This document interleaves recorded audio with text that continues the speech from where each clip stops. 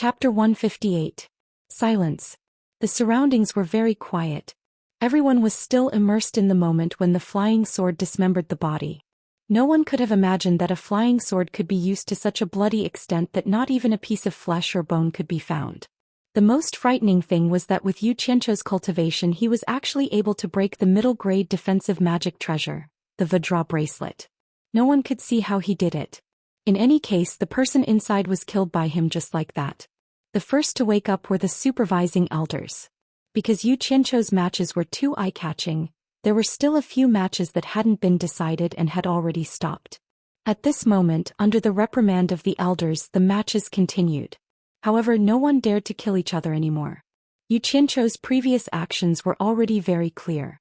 Those who wanted to kill him had better not meet him, or else the consequences would be very tragic.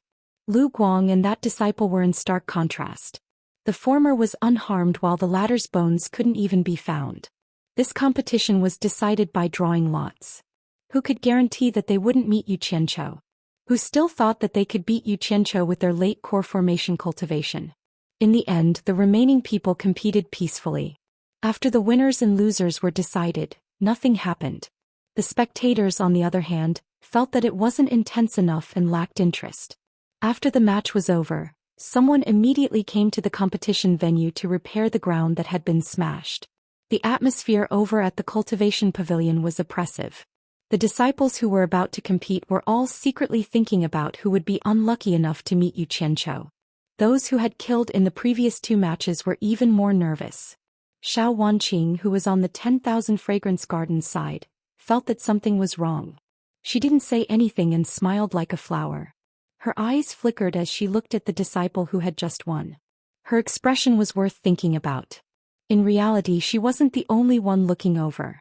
There were too many disciples from each faction to count. It was just that their gazes were different from hers. The disciples of the Alchemy Pavilion all looked as if they were on steroids. They stood there in high spirits as if they were afraid that others wouldn't know they were disciples of the Alchemy Pavilion. Yang Qian grinned and said, "Yu Qianzhou, you sure hit it well. What? Are you going to defeat all the disciples of the Cultivation Pavilion?" Hearing this, the nearby disciples all gathered their heads, wanting to hear how Elder Guan's direct disciple would answer. Yu Qianzhou scratched his head and said modestly, "Martial Uncle Yang thinks too highly of me. I was just lucky just now." The Cultivation Pavilion is filled with crouching tigers and hidden dragons. It's already not bad if I can enter the top 10. Heh. Martial Uncle Yu is too modest. That's right. Martial Uncle, don't stand on ceremony when the time comes. When it's time to strike, strike. This Martial Uncle Yu was usually very amiable and did not put on any airs. At this moment, the disciples from the Alchemy Pavilion were laughing and fanning the flames, causing the disciples from the other factions to be filled with envy. Disciples participating in the fourth round, draw lots. Dongfang Chang'ao shouted. Yu Qianzhou cupped his hands at the crowd and as usual walked over leisurely. Many of the disciples sighed in their hearts. Looking at how calm he was, it seemed he already had a card up his sleeve. This was the demeanor of an expert. This was the demeanor of a master. After 3 rounds of the competition, those who relied on luck or coincidence were almost all eliminated. The remaining people were definitely late core formation stage experts. Yu Qianzhou looked at the remaining 100 people and was slightly stunned. He found that they were all standing next to the lottery box and looking at him, not knowing what to do. While Yu Qianzhou was confused, Dongfang Chang'ao looked at the disciples in front of him and said in a low voice, "Yu Qianzhou, come here and draw lots." Yu Qianzhou quickly ran over. No matter what the reason was, he had already offended the old guy, so he couldn't do it again. Just as his hand was about to reach into the lottery box, someone suddenly shouted from upstairs, "Wait, Chang'ao, bring Yu Qianzhou up here." The 2 people who were called looked up and saw it was the sect leader Feng Xiangtian. Yu Qianzhou was stunned again and then followed Dongfang Chang'ao into the Cultivation Pavilion's main hall. When he climbed to the top floor, he saw the sect leader and the other elders and quickly bowed. In his heart he was trying to figure out why he was called up. All the old guy's attention was on Yu Qianzhou. Feng Xiangtian gently waved his hand and said, "Chang'ao, pass on my decree. Yu Qianzhou is directly promoted to the top 10 of the core formation stage. He doesn't need to participate in the rest of the competition." The others can continue to compete. You can go down first. Dongfang Chang'ao paused. This was completely against the rules of the competition, but since the sect leader said it was a decree, there was no problem. He immediately clasped his hands and said, "Yes, sect leader." Then he left. What are these old guys doing? While Yu Qianqiu was puzzled, Dongfang Chang'ao's voice came from below. Pass on the sect leader's decree. Yu Qianqiu is directly promoted to the top 10 of the core formation stage. He doesn't need to participate in the rest of the competition. The others can continue to draw lots. At first there was an uproar outside, but then it quieted down. Everyone thought about it and agreed. With Yu Qianqiu's strength, it wouldn't be a problem for him to enter the top 10. To put it bluntly, there was no one left who could deal with his pile of flying swords. The remaining disciples were relieved when they heard this. Without that guy it would be much safer. However, he didn't know that sect head Feng Xiangtian had other considerations. The Pavilion of Cultivation had been the foundation of supporting Immortal Island for thousands of years. If they continued to compete and were defeated by Yu Qianqiu along the way, then they would be in big trouble. The Pavilion of Cultivation would lose all of its face. Therefore, he decided to not let him compete in the later rounds and use his authority as the sect head to let him directly enter the top 10. The group of old guys knew that after watching 2 rounds, none of the Cultivation Pavilion's core formation stage disciples were Yu Qianqiu's opponent. They naturally knew the sect leader's intention. Feng Xiangtian looked at Yu Qianqiu and smiled. Yu Qianqiu, don't think too much. I will ask you a few questions and you have to answer me honestly. Can you do that? Yu Qianqiu's brain turned a few times. He bowed and said, since the sect leader is asking, I will tell you everything I know. Very good. Feng Xiangtian nodded and smiled. Then let me ask you. The sword technique you practice is very powerful. What is it called? Where did it come from? Yu Qianqiu had thought of these questions a long time ago. Since he took it out to show off, he knew that this day would come sooner or later, so he was well prepared to deal with it. He replied respectfully, the sword technique I practice comes from the Sutra Pavilion. It is called the Guiyuan sword technique. But... He paused and continued, but during the process of practicing I found that there were some flaws in this technique. Therefore I spent a lot of effort to improve it. I don't know if it is still the Guiyuan sword technique. He wasn't clear about these things and didn't know what the consequences of saying these things would be. Everyone immediately gasped. This kid really changed the sword technique to practice. Such talent. Even those who have reached the final stage of the passing calamity stage wouldn't dare to casually change a technique to practice. Newborn calves are not afraid of tigers. The Guan clan has produced another talent. Guan Weiwu and Ferdinand looked at each other with indescribable feelings. Feng Xiangtian smiled and revealed an as expected expression. He continued to ask, how many flying swords can you control now? Where did these flying swords of yours come from? I have already reached the limit of flying swords I can control today. There are a total of 100 flying swords. As for the flying swords, I practiced the sword technique to a certain stage and didn't have any more flying swords to use, so I almost gave up on practicing this sword technique. In the end, I used up the 1,000 upper spiritual stones that the sect leader gave me. The flying swords were bought by senior brother Qing Gingqing from the Secular Objects Hall. Yu Qianqiu looked like he had no choice but to do so. I see. Feng Xiangtian nodded and glanced at Guan Weiwu expressionlessly. He was furious. Yu Qianqiu started with alchemy and reached the early stage of the core formation stage in just a few years. Now he even created his own cultivation technique. Such talent was rare in the cultivation world. This muddle-headed master didn't know anything. Because he didn't have any flying swords to use, he almost forced me to give up on studying this sword technique. If I really gave up, who would see such a powerful sword technique on Fuxian Island today? This muddle-headed thing. Elder Mo, Yu Qianqiu can go to the equipment refining pavilion to get the magic tools he lacks for cultivation in the future. Try to cooperate if you can. Feng Xiangtian's voice was a little gloomy. Chapter 159. Yes, sect leader. After Elder Mo responded, he looked at Yu Qianqiu and said with a smile, it's a pity to stay in the elixir refinery pavilion with such cultivation talent. It's better to transfer you to the cultivation pavilion. Yu Qianqiu didn't know how to answer this question, so he obediently pretended not to hear it. Hai, who originally had a gloomy expression, raised his eyebrows inadvertently. He looked up and down at Xianxia and thought to himself, that's right. Why didn't I think of it? With such cultivation talent he should come to my cultivation pavilion. Isn't hiding in the elixir refinery pavilion a waste of talent? Besides, it's not shameful for a disciple to compete with another disciple. Hai's expression relaxed and he started to have ideas about Xianxia. We all saw that disciple die under your sword just now. However, before the Vajra shield broke, that disciple had already bled to death. What magic art did you use? Feng Xiangtian asked again. Xianxia scratched his head and smiled. I didn't use any magic art. He died from being noisy. Noisy to death? Are you kidding me? The group of old guys exchanged glances. Nonsense. Hai said coldly. Say. A bunch of illiterates. Seeing that they didn't believe him, Xianxia bowed to Hai and said, if Elder O doesn't believe me, would you like to accompany me to do an experiment? Elder O will understand once you try. How do I do it? Hai took a few steps forward. There was a large bell hanging low on the top floor of the cultivation pavilion. Xianxia saw it when he came up. He walked in front of the bell and shook the baton to hit the bell. Dong.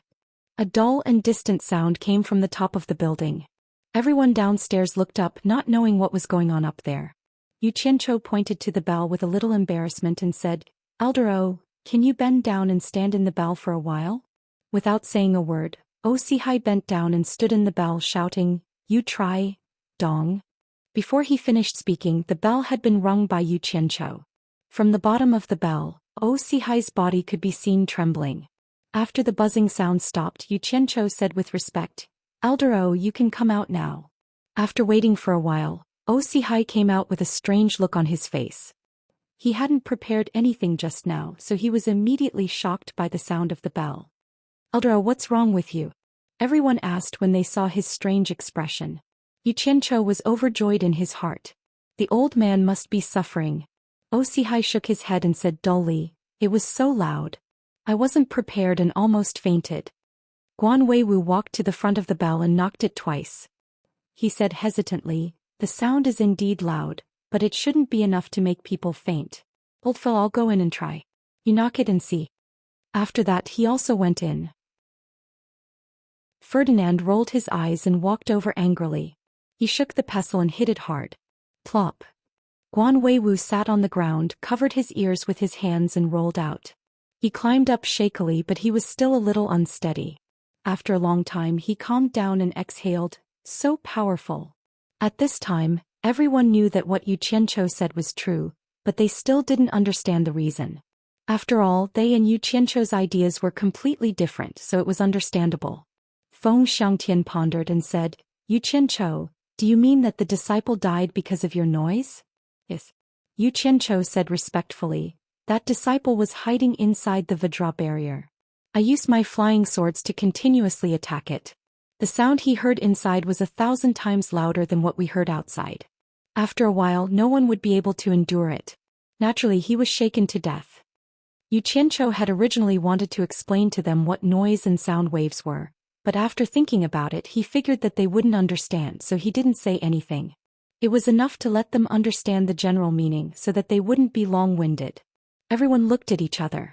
It was the first time they knew that sound could kill. Feng Xiangtian nodded and said, Xianxia, why do you want to participate in this competition? Xianxia said respectfully, I want to go out and broaden my horizons. Then you should know that the outside is not like the inside of Fuxian Island. There are dangers at all times. Aren't you afraid? Feng Xiangtian said. How can I see the rainbow without going through wind and rain? I'm not afraid. Xianxia replied solemnly. The group of old guys nodded. Feng Xiangtian smiled and said, How can I see the rainbow without going through wind and rain? Well, said he. Xianxia, you can leave first. Xianxia bowed to everyone and was about to leave. Hai said, Xianxia, the Vajra bracelet belongs to a disciple of the Cultivation Pavilion. It should be taken back. Seeing that you are going out to gain experience, the Cultivation Pavilion will give it to you to protect yourself. Xianxia was stunned. He thanked him and left. The group of elders stared at Hai strangely. Elder Mo said, Elder O, when did you become so generous? Osihai glared at him and ignored him. He followed the sect leader to stand in front of the railing to watch the competition below. Feng Xiangtian looked at Yu Qianzhou walking away and sighed.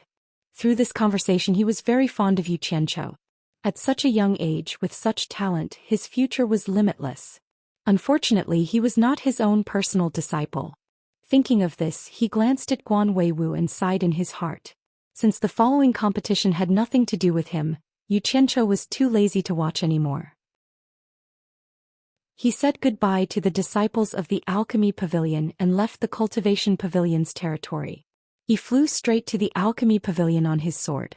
When the other disciples of the Alchemy Pavilion saw that Yu Qianzhou had left, they also felt that there was no point in the competition and left. The disciples of each faction also came for Yu Qianzhou. When the main character left, they all left one after another. The entire square was suddenly left with the Cultivation Pavilion performing a one-man show. The group of old guys in the Alchemy Pavilion finally understood who the main character of this competition was. In the following days, Yu Qianzhou did not watch any of the finals and nascent soul stage competitions.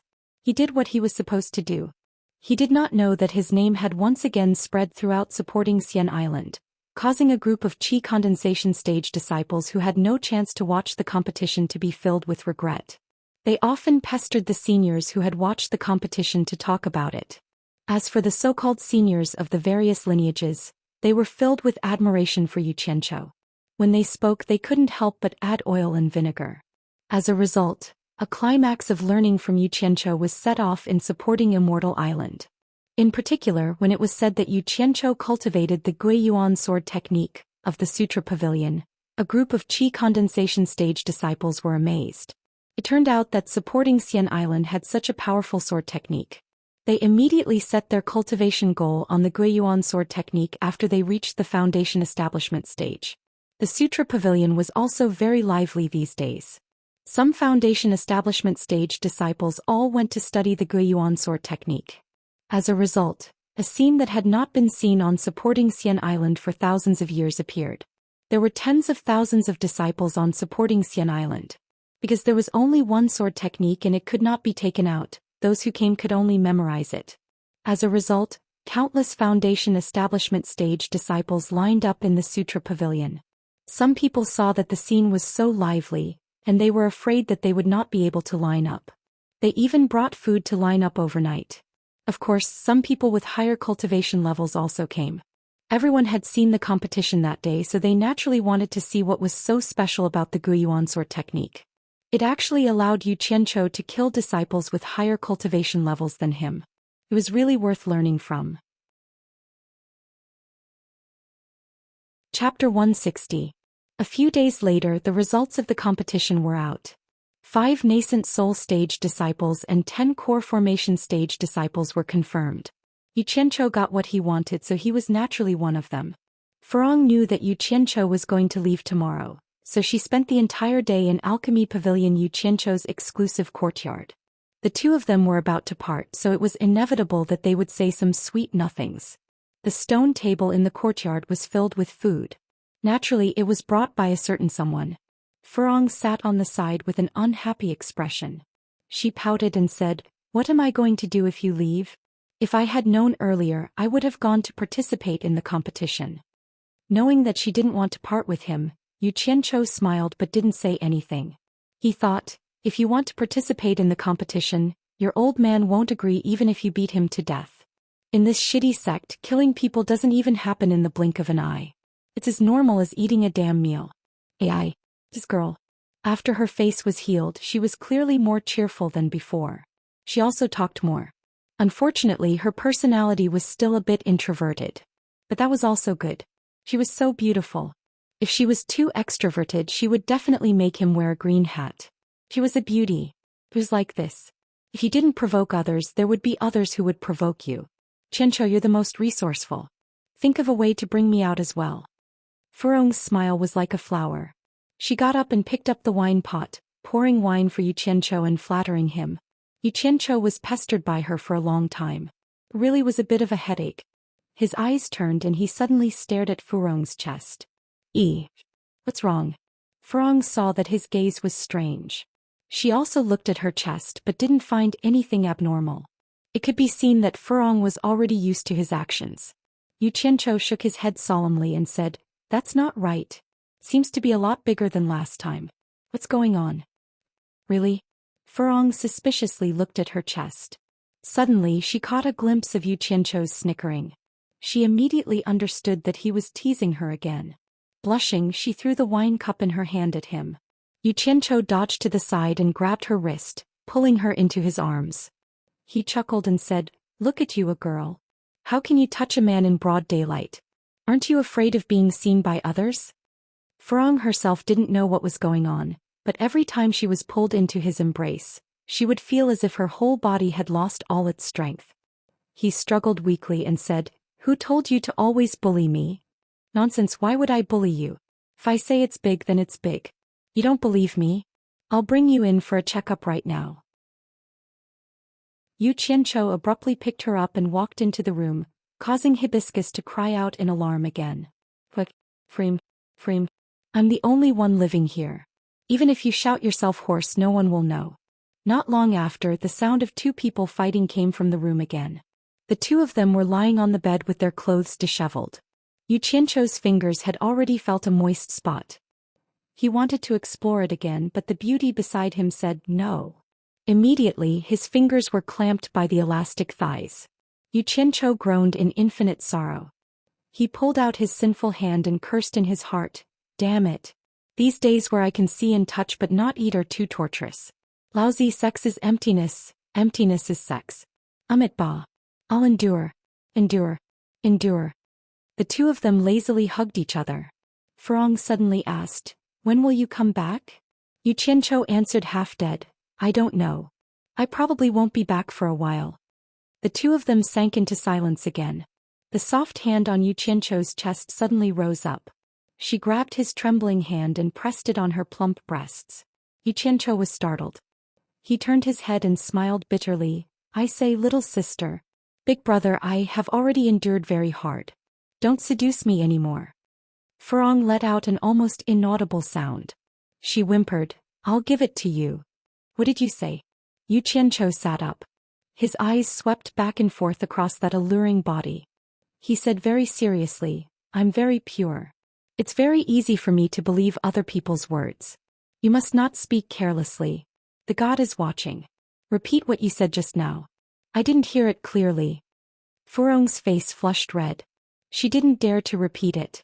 She turned her graceful body to the side and didn't say another word. Yu Qianzhou laughed mischievously. He leaned over to her ear and asked, "You're not afraid anymore?" Furong softly replied, "N.J.G.A." Yu Qianzhou looked up to the sky and laughed wildly, "Cake seller. Long live Chairman Mao." Then he pounced on her as if he was starving. The spring night was bitter and short. The sun rose high in the sky. The hibiscus bloomed to express the feelings of spring. It was a splendid night. Only the two people in the room knew about it. Yu Qianzhou looked down at Furong's smooth and tender body. In his previous life he walked among flowers. He had plucked countless flowers. He was very experienced. But in this life he was still a virgin. He didn't expect Furong to take advantage of this era's essence.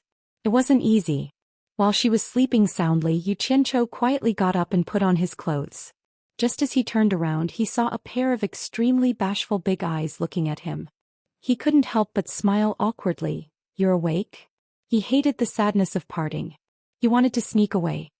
"Are you leaving? I'll send you." Furong picked up a piece of clothing to cover her chest. Suddenly she frowned. Biting her lips, she stubbornly got off the bed and put on her clothes. Yu Qianzhou glanced at the bed that was dotted with red spots. Then he looked at Furong's strange walking posture. He thought to himself, "Oh no, it was Furong's first night yesterday. I was a little too indulgent." He couldn't help but smile bitterly. "How are you going to send me off like this? Aren't you afraid that others will see through you?" "No, I." After walking a few steps, she also realized that something was wrong. She couldn't say the rest of her words. Yu Qianzhou walked downstairs to stop her. He gently whispered in her ear, "Be obedient. There's no need to send me off. I just want to tell you that I will always think of you. You just wait for me in Wanfen Garden. You have to work hard to cultivate. Do you understand?" "Yes." Furong nodded, feeling wronged. Yu Qianzhou gently pushed her away. He opened the door and flew straight to Pinglai Pavilion on his sword. He faintly heard the sound of crying. In front of Pinglai Pavilion, 5 nascent soul stage disciples and 10 core formation stage disciples led by Elder Quan of the Cultivation Pavilion were ready to leave. There were many onlookers. Yu Qianzhou saw his master Guan Weiwu waving at him from the crowd. He couldn't help but feel touched. This muddle-headed master actually remembered that he was leaving today. It was really rare. Thus he happily ran over and bowed, saying, "Disciple will be leaving now. Master, please take care." I know. Guan Weiwu scratched his head and suddenly said with a voice transmission, "The leader, Quan Deming, is my junior brother. I have already told him that if you have any trouble you can look for him. He will help you." Yu Qianzhou thanked him and returned to the group. Suddenly he heard another voice transmission. "Humph. Furong didn't return last night. Did she spend the night at your place?" "Damn." It was father-in-law Fei's voice. Yu Qianzhou looked around and found Ferdinand, who was glaring at him in the crowd. He was stunned. He had already slept with his daughter. What else could he say? Yu Qianzhou bowed respectfully. After talking with the sect leader, Quan Deming and Elder Quan returned to the front of the group. He glanced at everyone and shouted in a deep voice, "Let's go." With that he took the lead and flew away on his sword. Swoosh swoosh. 15 flying swords shot out and 15 figures quickly followed. Below, countless people showed envious eyes. The wind whistled in Yu Qianzhou's ears. He slightly slowed down and looked back in the direction of the Alchemy Pavilion. He didn't know if that woman was still crying in his room. He felt guilty and exhaled. He suddenly turned back and his sword turned into a stream of light. He quickly chased after the group in front of him. Chapter 161. No one knew when the original Cultivation Alliance was from. To put it bluntly, it was just something with an undeserved reputation. This time it was different. Ong Kwang-tsung caused a series of troubles. In the end, everyone had to clean up after him. Even Fuxian Island was not at ease. In view of this, the major sects finally made up their minds to enrich the Cultivation Alliance and make it work. They could not always make everyone suffer because of one sect. There must be justice for everything. This was the purpose of the Cultivation Alliance. Of course, the so-called Cultivation Alliance was something created by the righteous sections. It had nothing to do with the demonic sections. There were probably hundreds of righteous sects in the entire Wuxia Empire. There were major sects like Fuxian Island that had tens of thousands of disciples. There were also small sects that only had one disciple. These small sects even had only one disciple. After discussion, the Cultivation Alliance would be managed by the top 10 sections. The executive director would be changed every year, and the top 10 sects would take turns taking charge. The purpose was naturally to ensure the so-called fairness. The first year was this year, starting from Fuxian Island. As for sects other than the top 10 sects, those who were willing to join the Cultivation Alliance would more or less send someone to be responsible for the liaison work. The top 10 sects would still play the leading role. In fact, there were many small sects that were unwilling to join. For them, the disadvantages were greater than the advantages. Not to mention the constraints, the small sects would not dare to cause trouble and ask the Cultivation Alliance to uphold justice. Who would be like Ong Kwang-tsung and run to provoke the demonic sect's evil blood devil palace? Wouldn't that be courting death? But they had to join. The top 10 sects issued a declaration. Any decent sects that did not join the Cultivation Alliance would have to pray for their own good if they encountered any trouble in the future. This meant that if they did not join, they would not be able to do anything alone. It would be very eye-catching and easy to be bullied. There would not even be anyone to help them. However, the top 10 sects did not blindly bully the small sections. For example, the Cultivation Alliance's normal operating expenses were completely shared by the top 10 sections. They would not let the small sects pay a single cent. The only requirement was that anyone who joined must obey the decisions made by the Cultivation Alliance. Otherwise, the consequences would be severe. For the sake of fairness, the Cultivation Alliance was not placed in any of the righteous sections. The 10 major sects jointly invested in a building in the 100 Flowers Valley, a place that was neither righteous nor demonic, to serve as the organization's headquarters. Yu Qianzhou and the others did not know about this at first. When they followed Quan Deming to the Hundred Flowers Valley, Yu Qianqiu was shocked. Why was the Cultivation Alliance here? Thinking about it, he felt relieved. It was probably only here that no one would have any objections. Otherwise, no one would feel at ease putting it in anyone's home. He didn't know what to do if he bumped into Xianxia again. This was something that Yu Qianqiu was a little worried about. After all, he had taken advantage of her, and it wasn't just 1 or 2 meals. He didn't even let go of her curvy body parts. It would be awkward to see him again. As the saying goes, what you fear will happen. As soon as they entered the Hundred Flowers Valley, although the palace master of the Hundred Flowers Valley didn't come personally, she sent a son, a daughter, and a group of disciples to welcome the guests. Everyone was in the cultivation world. Although supporting Immortal Island only had a dozen or so people, they represented a sect. Therefore they still had to show the necessary etiquette. As soon as they entered the valley, they saw an extraordinary young man and a beautiful woman standing at the city gate. Both of them cupped their fists and bowed to Quan Deming. Yan Zhuixing Yan Zixiao, I represent my mother to welcome the seniors from supporting Immortal Island. Quan Deming smiled and greeted them politely. He didn't dare to put on airs of the world's #1 sect in front of them. Others might not know, but how could he not know? The so-called mother was his senior sister, the daughter of his master's previous sect master, Guan Dinghai. As soon as Yu Qianqiu entered the city, he noticed Yan Zixia. Fortunately, he had always liked to keep a low profile. When he entered, he stood at the back.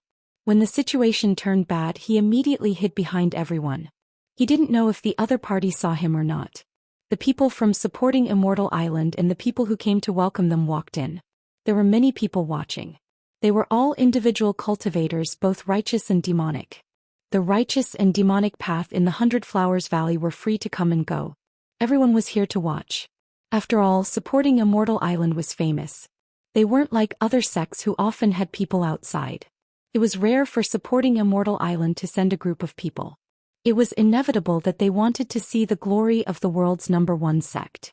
The place where the Hundred Flowers Palace welcomed supporting Immortal Island was at the Hundred Flowers House. It wasn't the first time Yu Qianqiu had been here. When they arrived at the entrance of the Hundred Flowers House, the people from the other sects of the Cultivation Alliance had already arrived. There were hundreds of people waiting there. The leaders of the sects all came to say a few words to Quan Deming. Yu Qianqiu glanced at the crowd. There were quite a few familiar faces. He seemed to have seen the leader of the Moon Clan when he was in the Demon region. The few female disciples behind him were also very familiar. The leader of Ong Kwangtsung was actually Lu Wanwan, an old acquaintance. The person behind him was even more familiar. It was Lu Jingguang, whom he had once stripped naked. Damn, this was going to be interesting. What day was it today? What a sin. Yu Qianqiu groaned in pain. His body shrank in the crowd. There was a saying that went, "You can hide now, but you can't hide forever." He was so big, and supporting Immortal Island was so eye-catching. Where could he hide? There was another saying that went even better. Women are more careful than men. This was even more true. A female disciple of the Moon Clan glanced over and was stunned. Then she whispered something in the elder's ear. The elder of the Moon Clan's eyes lit up. He looked at Yu Qianqiu, who was hiding behind the crowd sneakily. The elder of the Moon Clan, Hua Rui, suddenly chuckled and said, "Elder Quan, I heard that your outstanding disciple Yu Qianqiu is also here. Who is it? Can I have a look?" Yu Qianqiu is here? Elder Quan, we have to ask him to come and see. The Daoist sect was also in an uproar. In the eyes of the other sects, they were a little surprised to see such a scene. Who is this Yu Qianqiu? He was so famous that even the first and second sects of the Orthodox sects were so eager to see him. Of course, they didn't know that the trial in the Demon region was a secret between the top 3 sects of the Orthodox and Devil sections. Ong Kwangtsung's Lu Wanwan and Lu Jingguang exchanged a look. They were both confused. The name Yu Qianqiu was so familiar. Yan Zixiao, who was standing at the entrance of the Hundred Flowers House, looked around the crowd of Fuxian Island and finally saw the familiar figure hiding behind the crowd. Yu Qianqiu, come out and greet the seniors of the various sections. Quan Deming smiled and turned around. Bitch. I'll sell you to Africa. Would it kill you to speak less? Yu Qianqiu hated him to death. There were too many people. To prevent him from squeezing out, the disciples of Fuxian Island automatically made way for him, revealing his true appearance. He had no choice. He would be killed no matter what he did. Yu Qianchou smiled awkwardly at the crowd and walked over. Lu Wanqian and Lu Jingguang were shocked at the same time. There were many people with the same name and surname in this world, but if they had the same name and surname and also had the same appearance, then they could only be the same person. Moreover, Yu Qianchou's name was rarely seen. The other Ong Kuang-tsung disciples also looked at Yu Qianchou in shock. Lu Jingguang, who was still in shock, wanted to step out and question them. However, he was stopped by Lu Wanwan the moment he took a step out. Lu Wanwan shook his head gently and winked at the people of supporting Immortal Island, hinting him not to be rash. Lu Jingguang looked at the people of the world's #1 sect and held back the impulse in his heart. He had no choice but to hold back. He heard that the people of Fuxian Island were all extraordinary. The elder in charge was at the tribulation stage and there were 5 late-stage nascent soul cultivators. On his side, the elder in charge was only at the mid-stage nascent soul realm. Although there were 5 nascent soul realm elders, they couldn't defeat them. This was the difference between the world's #1 and #5. The difference was huge. Chapter 162. Yu Qianchou was most concerned about Ong Kuang-tsung's group. Their actions were all seen by him. It seemed that Fuxian Island's name was really famous. Just their signboard alone was enough to intimidate people. The corner of his mouth curled up into a smile. He already had an idea in his mind, so he immediately felt relaxed. Fuxian Island's core formation stage disciple, Yu Qianchou, greets seniors. Yu Qianchou smiled and cupped his hands at the people around him. Hua Rui giggled and said, "You are Yu Qianchou? The last time I saw you, you were only at the foundation establishment stage, right? How long has it been? You have already broken through to the core formation stage. You are indeed an outstanding disciple of Fuxian Island." De Luo sect's principal elder was called Zhou Xian. Although he didn't go to the demon ghost region, he had heard of Yu Qianchou. He immediately walked over with a smile and grabbed Yu Qianchou's arm. He patted it and said, "You are indeed extraordinary, extraordinary." "Huh. Senior, you flatter me." Yu Qianchou took this opportunity to quietly withdraw his hand. He did not have a good impression of the De Luo sect, and sooner or later he would come looking for them to settle the score. As a man, there was no justice in not taking revenge. Everyone saw that the 3 sects were speaking in riddles. They didn't know what was so good about Yu Qianchou. While they were wondering, Yu Qianchou walked toward Ong Kuang-tsung with a smile. "Lu Wanqian, Lu Jingguang, long time no see. How have you been?" Yu Qianchou stood in front of the two. His smile gradually turned into a sneer. The originally lively surroundings suddenly became silent. Anyone could see that Yu Qianchou and Ong Kuang-tsung had a grudge. Otherwise, he wouldn't have called him by his name in public. Xianxia frowned. She had carefully investigated Yu Qianchou's background and naturally knew that Yu Qianchou used to be Ong Kuang-tsung's disciple. Now that he had joined another sect, it was taboo in the cultivation world. Why did he provoke him instead of hiding from Ong Kuang-tsung? Quan Deming was astonished as well. How did Yu Qianchou get involved with the Blue Light School? He hoped that nothing bad would happen to him. Before this brat even arrived, many people had already greeted him and asked him to watch out for him. Guan Weiwu, Ferdinand, O Sihai, Feng Xiangtian, Guan Dinghai, and the old consecrator Ma Jiugu. Each of them had a higher rank than the other. Lu Wanqian's expression changed. He also didn't know what Yu Qianchou was up to, but he definitely didn't want to have any conflict with supporting Immortal Island. If it wasn't for supporting Immortal Island, Ong Kuang-tsung would have already been eliminated by the Blood Demon Palace. He put on a smile and said, "This little brother from supporting Immortal Island is called Yu Qianchou, right? I don't think we know you." Hearing his words, Xianxia was stunned. Her brother Yan Zhuixing's eyes flickered as he glanced at the crowd. No one knew what he was thinking. "Yo, Elder Lu, you are really forgetful. I almost died in your hands back then. Have you forgotten so quickly?" "No, I'm afraid you think I'm already dead." Yu Qianchou's tone was strange and aggressive. "Humph. I've never seen you before." Lu Wanqian ignored him and cupped his hands at Quan Deming. "Elder Quan, what is the meaning of this? Are you trying to bully us?" Looking at Lu Wanqian's secretive behavior, the people around them didn't say anything and just watched the show. However, Ong Kuang-tsung was embarrassed. No matter what, it was a big sect in the cultivation world. Yet it was being pressured by a little disciple from supporting Immortal Island. Lu Xingguang glared at him and trembled with anger. With his status in Ong Kwang-tsung, he had never been humiliated like this in public. Quan Deming stroked his beard and pondered. Yu Qianzhou said that he almost died in his hands back then. Seemed like they were enemies of life and death. This matter was a little troublesome. Yu Qianzhou wasn't an ordinary disciple. After thinking about it, he shouted, "Yu Qianzhou, don't mess around." Yu Qianzhou choked with anger. He paused and bowed to Quan Deming. "Yes, elder." When he turned around and saw Lu Xingguang, he couldn't help but mock him. "You look like you want to bite me. Clean face and no beard. Who doesn't know that you were castrated by the demonic path? The whole Ong Kwang-tsung almost brought the destruction of the sect because of you.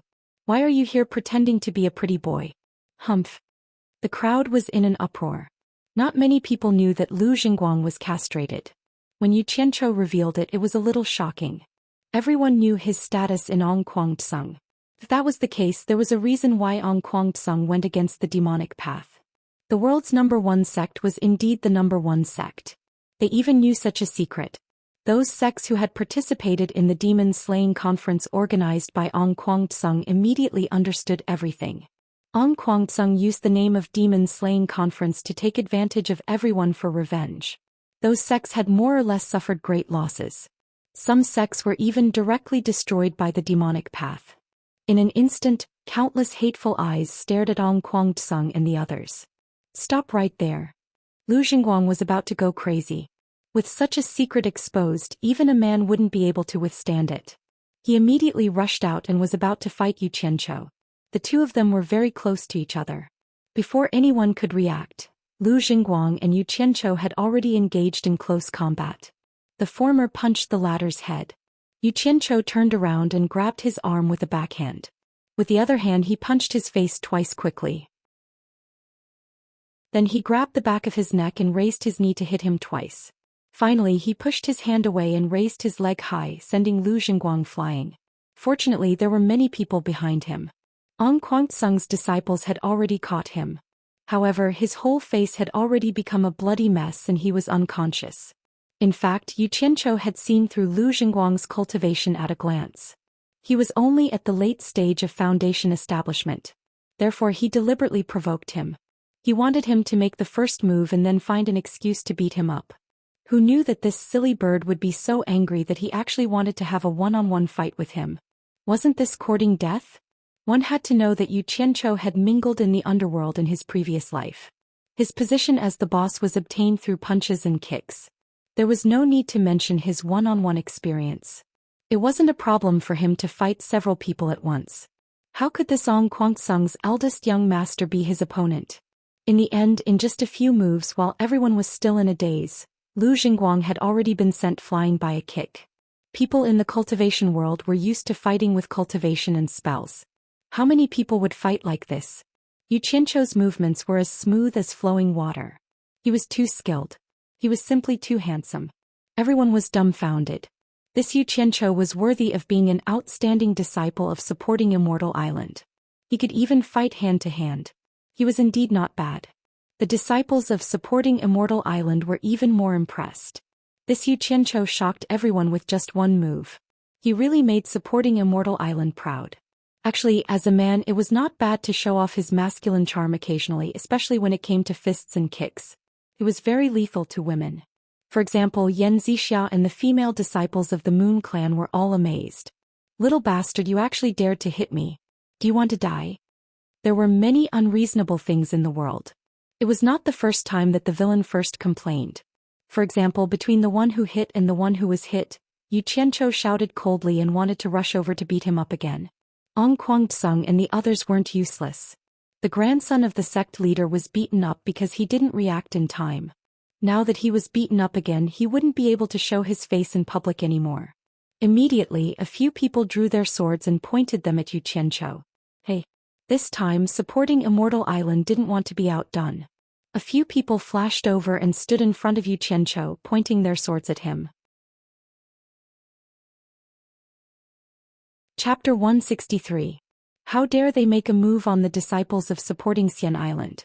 The 5 nascent soul late-stage disciples looked at each other coldly with disdain. This was what the world's #1 sect was proud of. It immediately put a lot of pressure on Ong Kwang-tsung and the others. Once they made a move, they didn't even need to think about the consequences. Although the disciples of supporting Xian Island had a cruel competition on the island, they were able to stand out and come here. Naturally, they understood the mission they had to shoulder. How could they tarnish the reputation of supporting Xian Island when they were united against outsiders? Lu Wanqian held the unconscious Lu Zhengguang, whose face was covered with blood, and said angrily, "Elder Quan, don't go too far with your supporting Xian Island." Quan Deming also felt that it was a little unreasonable to continue making trouble. On the first day of the Cultivation Alliance's operation, such a thing happened. If this matter was blown up, he wouldn't be able to explain himself when he returned. He immediately shouted in a deep voice, "All of you come back. Elder Quan, he was the one who hit me first. We can't let him go so easily." Yu Qianchou pointed at the unconscious Lu Zhengguang and said, "It seemed like he wouldn't let him go unless he killed him." "You shut up." Quan Deming was really having a headache. No matter where this kid went, he seemed to be doing some soul-stirring things, but he couldn't do anything to him. Seeing that Quan Deming was angry, Yu Qianchou and the 5 nascent soul stage disciples returned behind him. Quan Deming cupped his hands at Lu Wanqian and said, "Elder Lu, it's our supporting Xian Island's lack of discipline. I hope you can give me face and let this matter go. Don't take it to heart." Lu Wanqian's face was gloomy. He snorted coldly and didn't say anything. It was really hard for him to say anything. Although it was the other party's disciple who started it, it was his own disciple who made the first move. However, no matter what, his strength was still inferior to the other party. Otherwise, how could he let it go? The cultivation world had always been one where the strong would not yield to the weak. Also, Quan Deming had personally apologized. They had to give him face. Yan Zhuixing, who was at the entrance of 100 Flowers' house, saw that the situation had calmed down.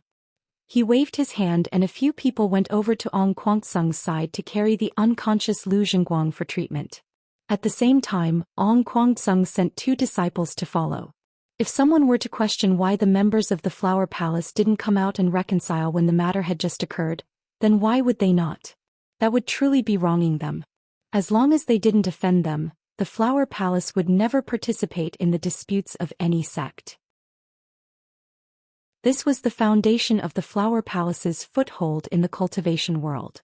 After this incident, Yu Qianchou became famous in the cultivation world. From today onwards, the news of supporting Immortal Island's disciple Yu Qianchou beating up Ong Kwang-tsung's sect master's grandson spread throughout the cultivation world. Yan Zhuixing acted as if he had never seen what had just happened.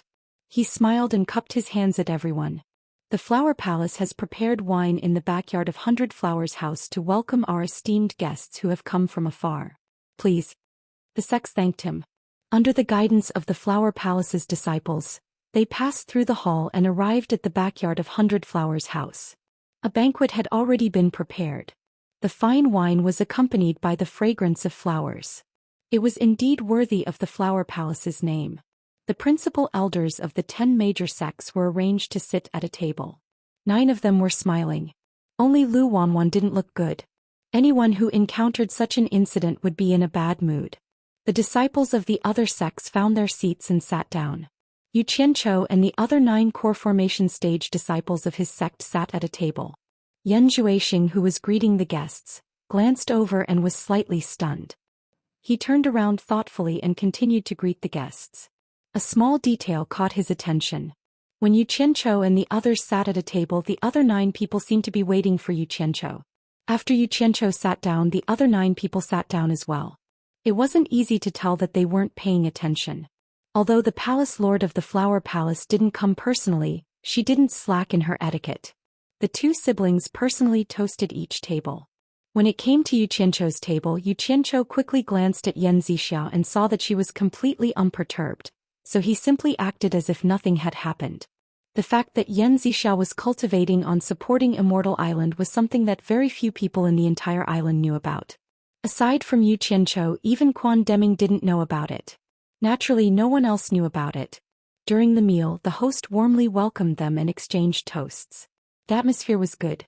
Although many people had reached the stage of fasting and didn't need to eat anything, relying on the spiritual energy of heaven and earth to maintain their vitality, as long as they were human, they couldn't avoid following the ancient rules.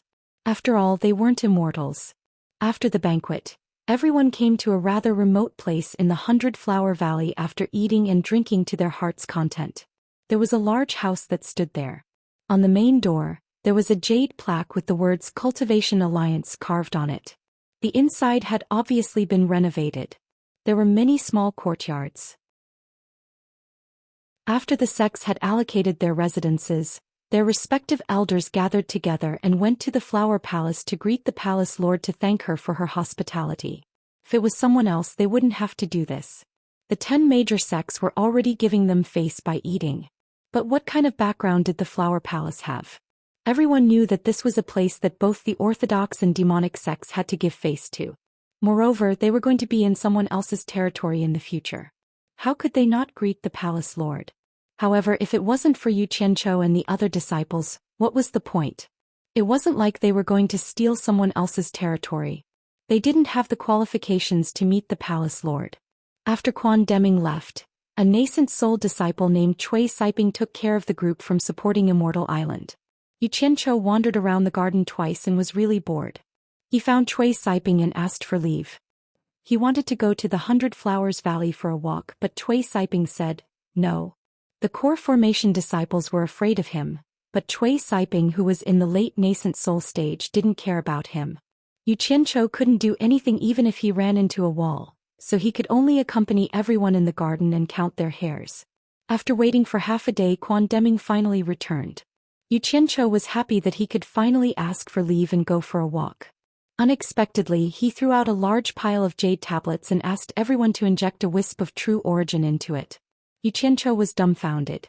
There were hundreds of jade archives and he needed to inject a wisp of true origin into each one. That was quite a lot. At his level of cultivation, it wasn't easy to refine spiritual qi into a wisp of true origin that he could skillfully control. Everyone's expressions changed. How much spiritual qi did he need to absorb to recover after using up so much true origin? The higher one's cultivation, the more spiritual qi he needed to recover. This wasn't something that was used up in a fight. Taking a few qi replenishing pills would just take some time to recover. Instead, it was something that was completely cut off from the dantian. It was like a withered seedling of rice that could grow with a little water. But if you uprooted the seedling, it would be useless no matter how much water you fed it. Xianxia was considered lucky. He had enough spirit stones to support him, but it was really difficult to refine true origin to the point where he could skillfully control it. Otherwise, with so many top-grade spirit stones, his cultivation would have been blown to the end of the tribulation passing stage long ago. Why would he still be in the core formation stage? The group of people formed a circle. With Quan Deming in the lead, they passed the tablets one by one and took turns inputting them. After a round, the tablets returned to his hands. The sky had already darkened. He took the tablets and went out again, instructing everyone not to go out. Actually, there was no need for him to instruct them. Everyone's spirits were already low. A few to the east and a few to the west sat cross-legged in the garden. Each of them took out a vitality pill and prepared to replenish their spiritual qi. Suddenly, everyone felt the garden brighten. They looked towards the source of the light. They saw a faint layer of white light enveloping Xianxia's hand. In his palm was a handful of vitality pills. There were probably more than 10 of them. Just from the appearance of the pills, it was obvious that they were much better than the pills everyone else was using. Everyone sighed inwardly. As expected of the Alchemy Pavilion's principal elder's direct disciple. Even the pills he took were rarely seen by ordinary disciples. It was no wonder his cultivation improved so quickly. While everyone was feeling envious, they suddenly saw Xianxia staring at the pills in his palm. He sighed and muttered, "Damn it. I hate eating this thing the most. I don't even know how much I've eaten these past few years. AI." As he said that, he frowned and swallowed a few mouthfuls of pills. Then he took out another handful and swallowed it. He hadn't eaten this thing for a long time. Hard things were really uncomfortable when they went into his stomach. Top-grade spirit stones were what he liked the most. Not only were they full of spiritual qi, they were also very convenient. However, he couldn't take them out and use them in front of everyone. Wouldn't that be too frightening? The group of disciples looked at the pills in their hands again. Their faces twitched non-stop. They all had the urge to throw them away. Chapter 164. When Quan Deming returned, there were only 15 jade archives left in his hands. After giving one to each of them, he told the disciples, "From today onwards, the main gate of the Cultivation Alliance will be guarded by disciples below the nascent soul stage. 2 people will guard the main gate every day." The jade archives in everyone's hands were the entry jade archives. After all, there were hundreds of disciples from each sect here. If an unfamiliar person entered, they could ask the other party to show them their jade archives. If the jade archives in the other party's hands contained their primordial qi, they would naturally be allowed to enter. Otherwise, they could refuse entry. After some arrangements, Xianxia's cultivation was below the nascent soul stage, so he naturally couldn't escape the misfortune of guarding the main gate. He and a core-bearing disciple named Xianxia were in the same group. In other words, once it was their turn, the 2 of them would guard the main gate together. Xianxia never expected that one day he would be reduced to the point of guarding the main gate. However, after thinking about it, it wasn't a big deal. With so many people from each sect taking turns, it wouldn't happen more than 3 times a year. He could just muddle through it. After everyone was given an entry token, Quan Deming finally lifted the ban on everyone. However, he had a request that they couldn't cause trouble for no reason. They could only stay in the 100 Flowers Valley and couldn't leave the valley without permission. Violators would be severely punished. Xianxia had long wanted to go out for a stroll. It was too boring to stay here. After everyone dispersed, he walked straight out of the garden on Fuxian Island. When he was about to step out of the main gate of the Cultivation Alliance, he suddenly heard someone shouting Xianxia from behind. He turned around and saw that it was none other than Xianxia, who was in the same group as him. Xianxia turned around and asked curiously, "Senior Xiang, are you looking for me?" Xianxia laughed and said, "From now on we'll be in the same group." He pointed at the 2 disciples who had already appeared at the main gate. "Oh." Xianxia cupped his hands and said, "Please take care of me in the future, Senior Xiang." Xianxia eagerly followed him because he wanted to befriend him. He didn't dare to put on airs. Moreover, it was uncertain who would be taking care of who. He immediately waved his hand and said, "Junior brother, you are too polite. We should take care of each other. By the way, it's already so late, I wonder where junior brother is going?" Xianxia couldn't figure out what this guy was up to. He laughed it off and said, "I'm bored. I heard that the night market in the 100 Flowers Valley is pretty good, so I want to go and have a look. What about you, senior brother?" "Ha, that's exactly what I was thinking. Since that's the case, why don't we go for a stroll and invite junior brother for a drink or 2? Xianxia said with a smile. "Looks like he wants to make friends with me." Xianxia waved his hand and said, "How can I let senior brother spend money? Junior brother should be the one treating." Xianxia smiled and said, it's all the same. Junior brother, don't be so polite with me today. It won't be too late to invite me next time."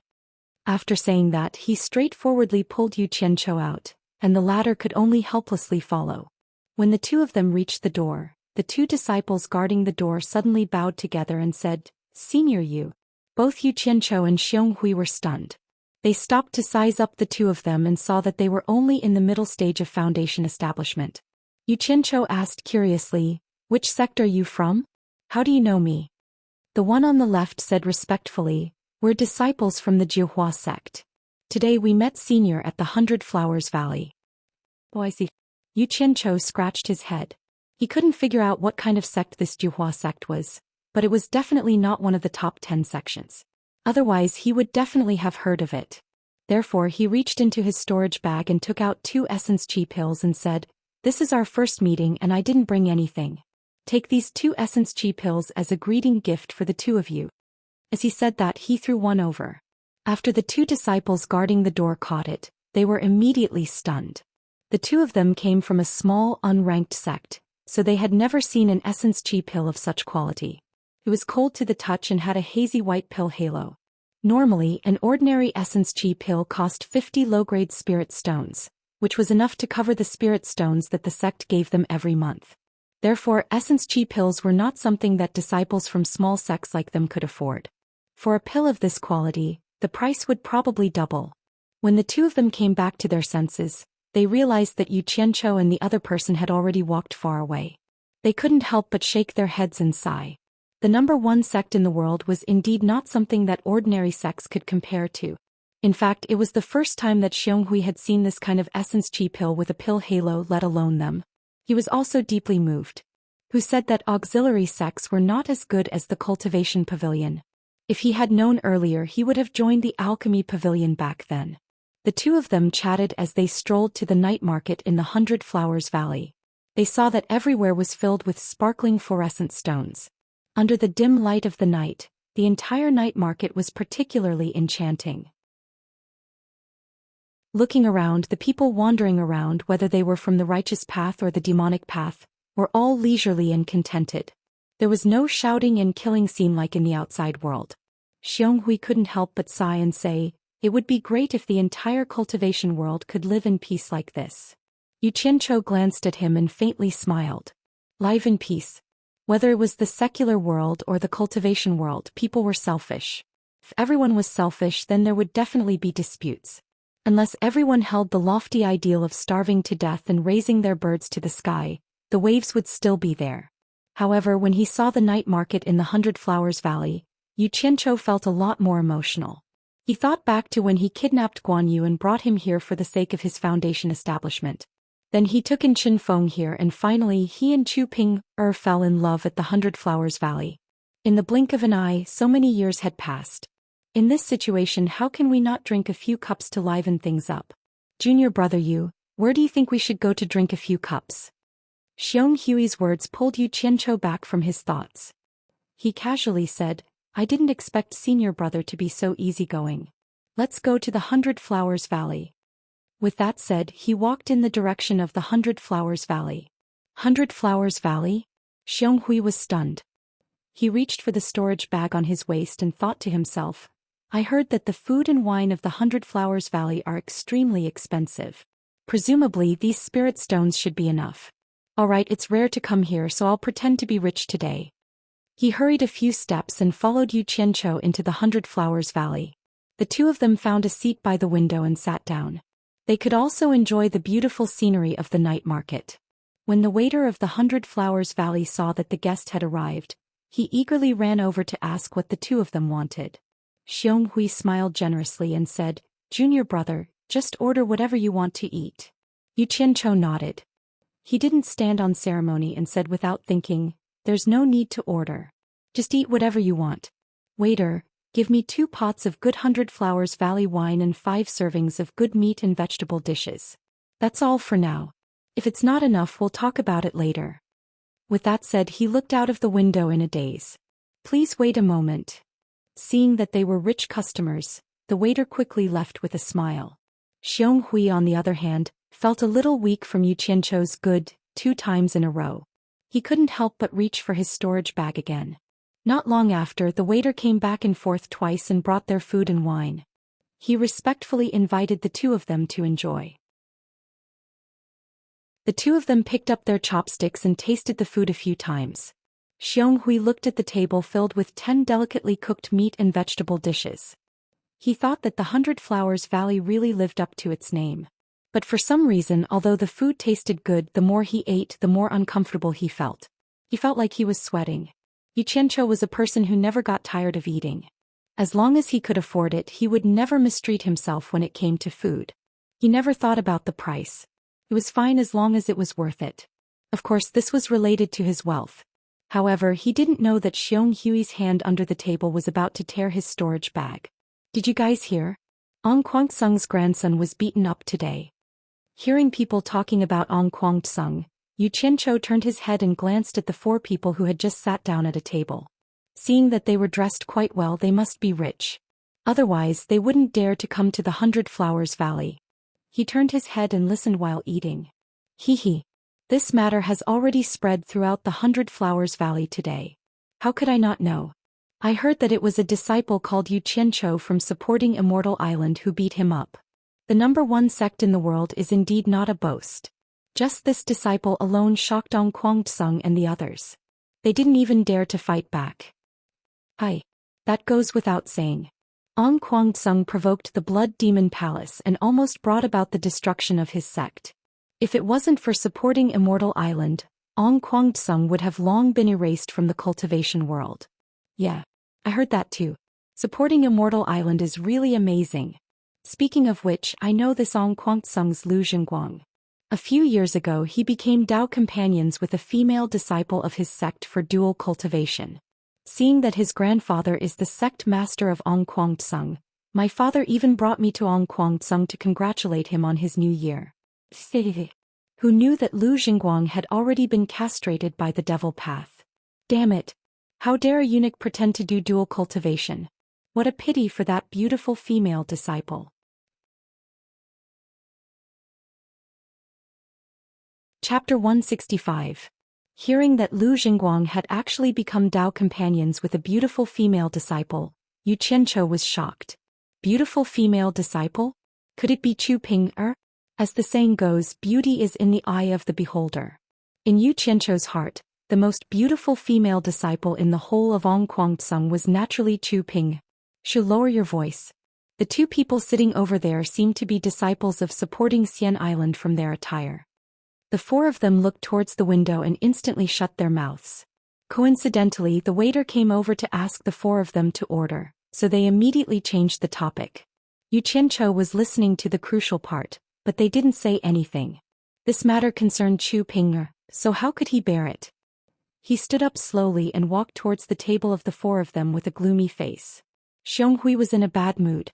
No matter how good the food was, it didn't taste good in his mouth. Suddenly he saw Yu Qianzhou leave the table with a gloomy face. What was he going to do? He immediately followed. Four of you. May I know which sect you are from? Yu Qianzhou calmed himself down and walked to the table with a smile. The four of them had just finished ordering. At this moment they saw Yu Qianzhou walking over to ask questions. Looking at his attire and the person behind him, the four of them exchanged glances. As expected, they were disciples of supporting Xian Island. The four of them stood up. The person opposite Yu Qianzhou cupped his hands and said, I am Bai Zitsung. The four of us are good friends. We belong to the four great clans of the cultivation world. We agreed to come to the 100 Flowers Valley to have some fun. May I know what advice does Senior from supporting Xian Island have for us? The four of them couldn't see through Yu Qianzhou and Xionghui's cultivation, so they naturally addressed them as seniors. However, Yu Qianzhou was able to see through their cultivation at a glance. Three of them were in the early stage of the core formation realm, and one of them was in the late stage of the foundation building realm. The four great clans of the cultivation world were the four great clans between the righteous and demonic paths. They were quite similar to the 100 Flowers Valley, neither belonging to the righteous path nor the demonic path. It was rumored that the four great clans were of the same breadth and branches, and their strength was also extraordinary. Of course, Yu Qianzhou had heard of them. He squinted his eyes and asked with a smile, Are you from the Bai, Jing, Wu and Tan families? The four of them cupped their fists and said, That's right. Bai Zitsong respectfully asked, May I know who Senior is from Fuxian Island? So it turns out to be a disciple of one of the four major families of the cultivation world. It's an honor to meet you. Yu Qianzhou cupped his fists and said indifferently, I'm not an expert. I'm the villain that you guys were talking about just now, Yu Qianzhou. As soon as he said this, the four of them looked at each other. Indeed, the gods were watching from above. Fortunately, they didn't say anything bad about him behind his back. Otherwise it would be a mess. One must know that although the four great clans were quite powerful, they paled in comparison to Fuxian Island. Bai Zitsong was stunned. He quickly bowed and said, The four of us talked too much. We didn't know you were here. Please forgive us, Senior. Yu Qianzhou waved his hand and said, I don't like to be secretive. What's done is done. There's no need to forgive us. It's just hitting someone. Some people were asking for it. Since I dared to hit them, I'm not afraid of others talking about it. Moreover, the four of you didn't say anything bad about me. What's wrong with that? Wasn't it just hitting someone? What a big tone. The four of them smiled unnaturally. They thought to themselves, only the disciples of Fuxian Island have such a tone. Ong Kwangtsung is ranked 6th in the righteous path. There aren't many that they can afford to offend. Otherwise, they wouldn't be able to stir up the entire cultivation world. Even one of the four great clans can't match up to them. It's fate that brought us together. I Yu Qianzhou love to make friends. Why don't we have a drink together? I wonder if the four of you are willing to do me the honor? Yu Qianzhou smiled. 3 of the 4 looked at Bai Zizong. The latter was a little hesitant. He didn't know what Yu Qianzhou wanted to do. It was necessary to be on guard when traveling in the cultivation world. Yu Qianzhou could tell that Bai Zizong was the leader of the 4. He smiled faintly and said, "Don't the 4 of you want to give me a chance to flatter the 4 great clans?" His words were a little harsh. It was already good enough that the disciples of Fuxian Island didn't do whatever they wanted in the cultivation world. Was there a need to flatter others? At the same time, it was a reminder to the 4 of them. Bai Zizong cupped his hands awkwardly and said, "Then I shall accept your invitation." Yu Qianzhou nodded and shouted, "Boss." The waiter who was serving the dishes hurried over and asked what was the matter. "Prepare a good private room and the best banquet in 100 Flower House. Hurry, I have to entertain these guests." Yu Qianzhou waved his hand. The waiter looked at the dishes and asked, "What about the dishes on this table?" Yu Qianzhou pointed at the table and then the table he was sitting at. "Put it on me. You go do what you need to do. By the way." He changed the topic and stopped the waiter. "This table of food and wine hasn't been touched yet. Go to the night market outside and find 4 cultivators who are currently living in poverty. Tell them that 100 Flowers House made a table of food and wine and invited them to taste it for free. You have to explain to them that after tasting it, they have to evaluate the taste of 100 Flowers House's food and wine. Don't say that it's free, understand?" The waiter was stunned. He scratched his head. He had never seen such a strange customer. Seeing that he didn't respond, Yu Qianzhou said in a low voice, "What? Is my request too much? Don't tell me that you don't know which cultivators are living in poverty after being in 100 Flower House for so long." I understand. You are doing this out of kindness." The waiter smiled apologetically and retreated. He went to the counter and said a few words to the shopkeeper. The shopkeeper looked over in surprise and nodded. The waiter ran out like a wisp of smoke. After a short while, the waiter led 4 cultivators in shabby clothes over with expressions of pleasant surprise on their faces. "Everyone, let's stand aside for a while. Don't disturb their appetite." Yu Qianzhou smiled and walked away with them. The manager of the 100 Flowers House walked out of the counter and said with a smile, "So it's Mr. Yu. Did you book the best banquet in the 100 Flowers House?" During the day he had seen Yu Qianzhou beat someone up in front of everyone, so he naturally recognized him. Yu Qianzhou nodded and didn't say anything. The shopkeeper smiled. "Our best banquet costs 1,000 high-grade spirit stones. It will take some time to prepare. Please wait for a moment." 1,000 high-grade spirit stones for a banquet? Everyone was shocked. Even the 4 clans were no exception. Yu Qianzhou frowned and said coldly, "Shopkeeper, are you reminding me? Are you worried that I can't afford it?" He guessed right. The shopkeeper was afraid that he couldn't afford it and specially came to remind him so that everyone wouldn't feel awkward. There was no need to talk about supporting Immortal Island's wealth. However, Yu Qianzhou was only a core formation realm disciple. How could he take out 1,000 high-grade spirit stones? If he thought about it, he definitely wouldn't say it out loud. He smiled apologetically. No, Mr. You misunderstood. Please follow me to the private room upstairs and wait for a moment." After he finished speaking, he personally led the way. He thought to himself, "You're a disciple of supporting Immortal Island, so it's not good for me to offend you. However, if you can't take out the money when it's time to settle the bill, then it's not my problem. Naturally, someone will come looking for your supporting Immortal Island."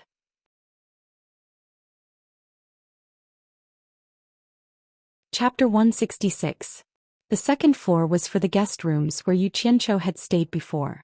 Nobody knew what the third floor was for. They followed the innkeeper all the way to the top floor, the 4th floor. They pushed open an antique red sandalwood carved wooden door, and a bright and spacious private room appeared in front of them. The innkeeper asked them to wait for a while, then left with a smile. They peeked through the window and looked out. As there were no taller buildings around, the 100 Flowers Valley was right in front of them under the dim light of the night. If it was during the day, it would be a different scene. He then looked at the furnishings around the room. Every single one of them was exquisitely crafted, quiet, and emitted a faint sense of elegance and nobility. The night breeze blew over, bringing with it the faint fragrance of 100 flowers. There was also a bed for Xiao Tian in the inner room, and a small isolated room for convenience and bathing. The so-called private room was a luxurious suite that could allow people to rest in peace. I didn't expect there to be such a good place in the 100 Flowers Valley. Xionghui was a little surprised. He was relaxed now and the bills downstairs were all taken care of by Yu Qianqiu. As for the matter of fighting to treat them, he would not even mention it. As expected of a private room. Bai Zitsong looked around and nodded. Suddenly he shook his head and said, "It's just that we can't afford to let senior spend so much money. 1,000 top-grade spirit stones is too much. That's nothing. I've been to all the luxurious places in my previous life." Yu Qianqiu waved his hand calmly and said, "Let's not talk about money tonight. This thing is a bastard, it's too disappointing to talk about it." They were speechless. Soon after, the door was pushed open and 6 beautiful women in palace attire entered, carrying wine utensils and dishes in a single file. After going in and out a few times, they filled the bright table inside and respectfully invited them to take a seat. After they were seated, a woman poured wine for each of them. Yu Qianqiu frowned and waved his hand saying, "You may leave. We have something to discuss and we don't want anyone to disturb us." Yes. The ladies bowed and put down the wine jugs in their hands. The woman behind Yu Qianqiu untied a golden bell from the necklace around her neck and gently placed it on the table. She said softly, "If the honored guest has something to summon us, just ring this bell."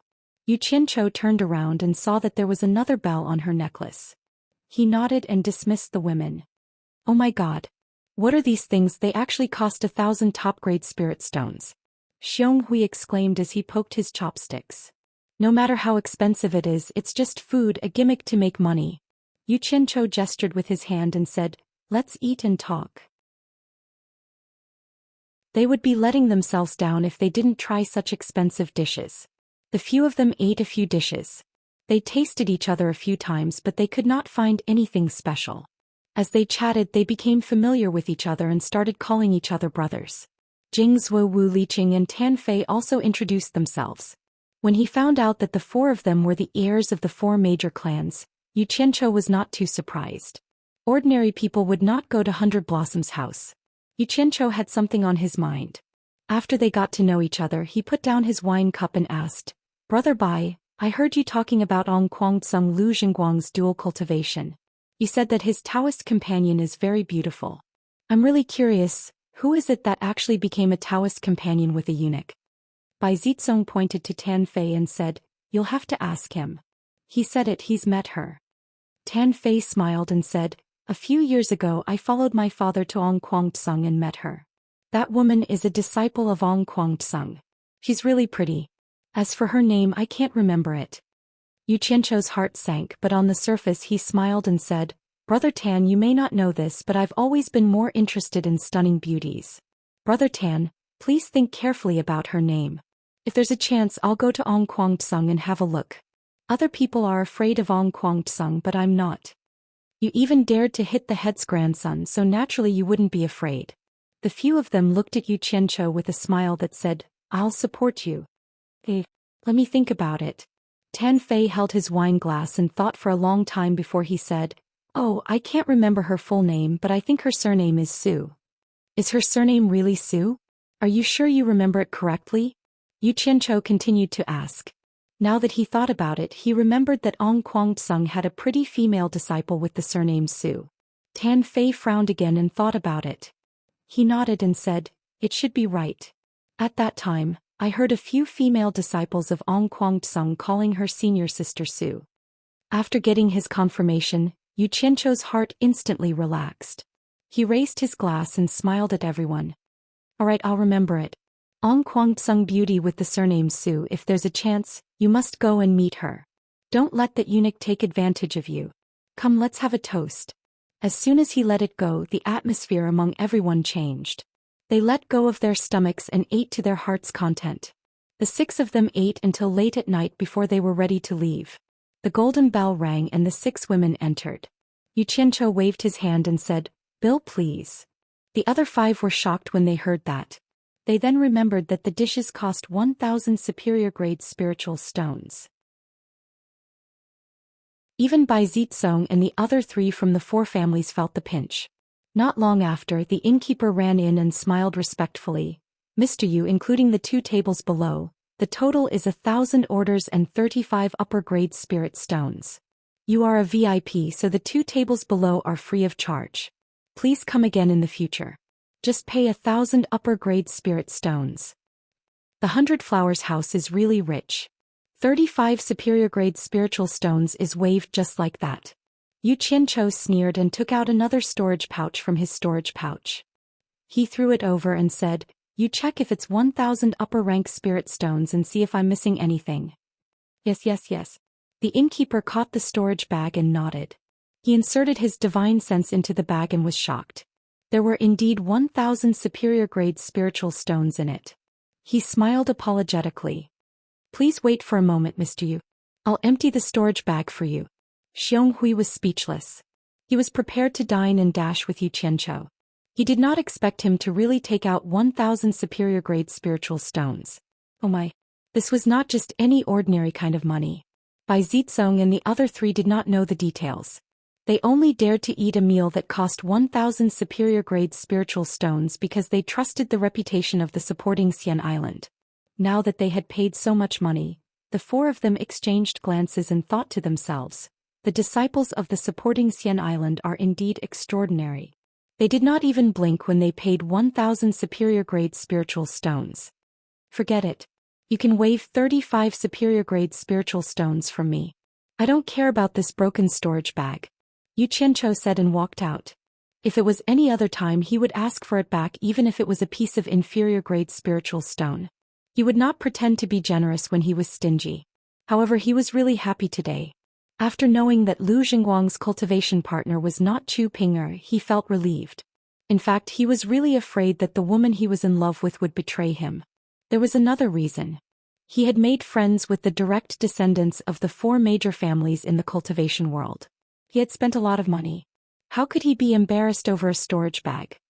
Innkeeper Chen, which esteemed guest booked the best banquet in the 100 Flowers residence. Why don't you introduce him to me? Yu Qianchou had only taken a few steps when a person's voice suddenly came from outside. Yan Zhuixing walked in with a smile on his face. When the latter saw Yu Qianchou, he cupped his hands and said happily, "I was wondering which esteemed guest it was. It's Brother Yu." "Brother Yan." Yu Qianchou cupped his hands. Yan Zhuixing frowned at the innkeeper and said, "Innkeeper Chen, how much did you take from Brother Yu?" Innkeeper Chen handed over the storage bag in his hand respectfully and said, "Innkeeper Chen, how much did you take from Brother Yu?" "Nonsense." Yan Zhuixing took the storage bag and shouted, "Innkeeper Chen, seeing that you didn't know, I won't pursue this matter.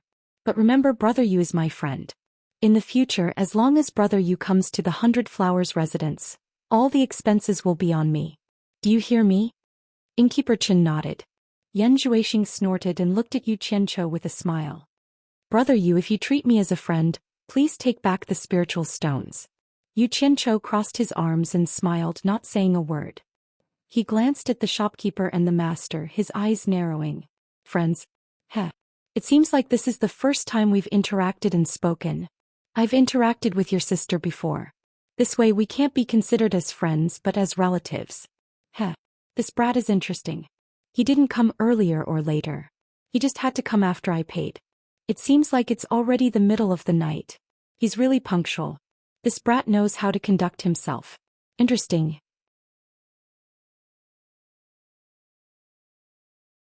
Chapter 167. Brother Yin, you're too kind. How can you eat without paying? Yu Qianchou extended his hand to stop the spiritual stones. "You can't say that. I feel like old friends with Brother Yu and I really want to be friends with you. A banquet is nothing.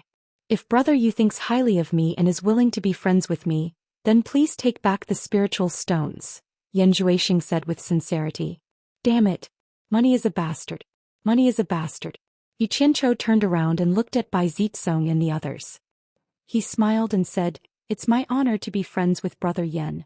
If that's the case, then I'll accept it." He took back the spiritual stones and stuffed them into his storage pouch.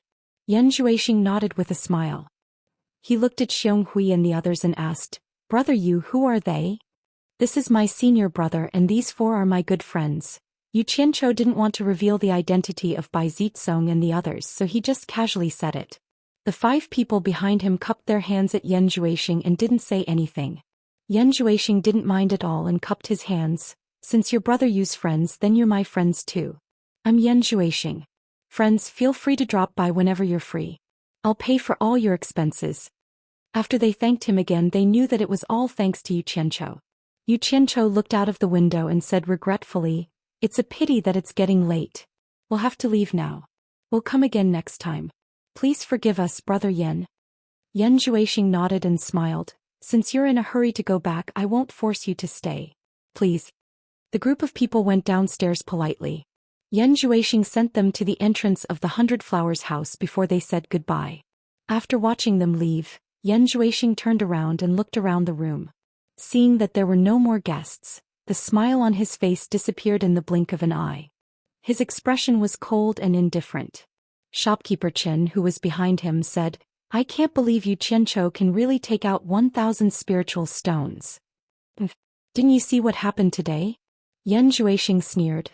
"A core formation realm disciple can make the Daoist sect and the Moon clan so friendly. He's worth more than 1,000 top-grade spiritual stones. Also, under the watchful eyes of all the major sects, he beat up the grandson of the Qingguang school's leader. Was this something a normal completion-level disciple could do?" Yu Qianchou, who are you?" Shopkeeper Chen nodded and said, "Now that you mention it, it's really strange. Even for the wealthy supporting Immortal Island, a normal core formation cultivator would not be able to take out 1,000 high-quality spirit stones. Uncle Chen, there's something you need to investigate." Yan Zhuixing turned around, looked outside and slowly said, "I don't believe that Yu Qianchou would spend 1,000 high-grade spirit stones for a few ordinary friends. Didn't you say that he just met those 4 people in the lobby downstairs? Find out the background of those 4 people." Bai Zitsong and the other 3 insisted on sending them off. The other 2 couldn't refuse. The 6 of them walked to the entrance of the Cultivation Alliance and were about to go their separate ways. Yu Qianchou cupped his hands. "Okay, I'll stop here.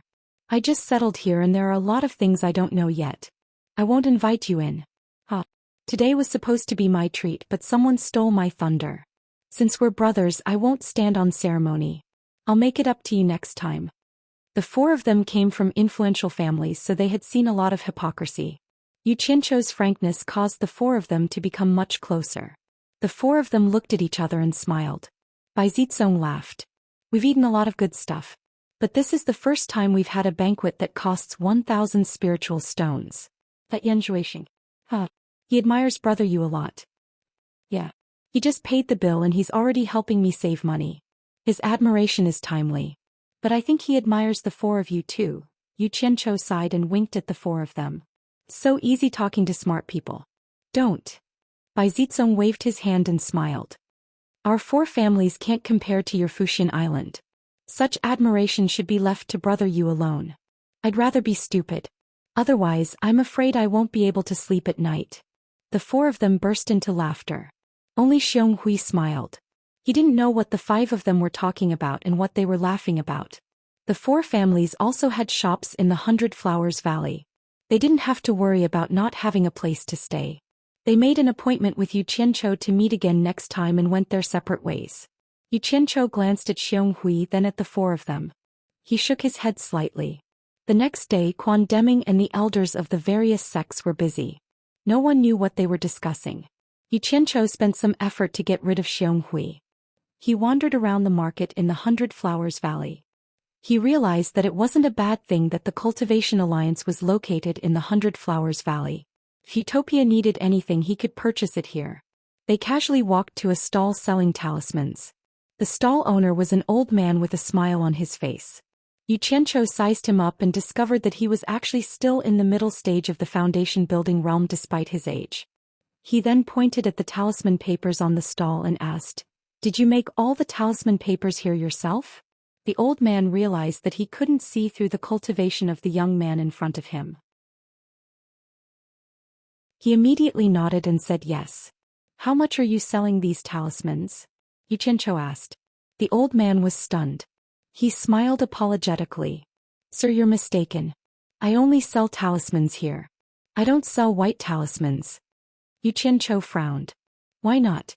Don't you want to earn spirit stones by setting up a stall? The old man chuckled. I won't hide it from you. I spent a lot of time and effort to make these talismans. If I offer a high price, you won't be happy. If I offer a low price, the profit will be too low. Xianxia waved his hand and interrupted him. Don't be long-winded. Name a price that you're willing to sell. Since you said so, I'll tell you. The old man spread out 4 different colored talismans on the stall. Level 1 white talismans cost 10 low-grade spirit stones. Level 2 white talismans cost 1 low-grade spirit stone. Level 3 white talismans cost 1 mid-grade spirit stone. As for level 4 white talismans, you must know that the materials used are not ordinary. They cost 50 mid-grade spirit stones each. Xianxia understood that the material he was talking about was not ordinary. Normally, the talisman paper that could reach the standard of the 4th level was usually made from human skin and other materials that were good at guiding spirituality. However, the old man's price was not low. It was even higher than the talismans that Qinfeng sold here. It seemed that he wanted to make him back off. He could not help but frown. I'll reduce the price of all white talismans by half. I'll take all of them. Reduce by half? All of them? The old man muttered as he twirled his beard. He looked at the thousands of white talismans on the stall and considered whether it was worth it to make a small profit but quick turnover. Xianxia also knew that his price was a little too high. However, when he talked to Qinfeng last night, Qinfeng told him that he needed a lot of white talismans to train his subordinates. He wanted him to think of a solution as soon as possible. Xianxia attached great importance to this matter. If he could train a group of talisman-making experts to provide logistical support for the army, it was worth it to spend more money. Fortunately, he was in the 100 Flowers Valley. It was not difficult to solve this problem. Seeing that he was still hesitating, Xianxia frowned. This is the price. You don't have to think about it anymore. From today onwards, I'll take all of your white talismans. This is the deposit for tomorrow. He threw a high-grade spirit stone on the stall.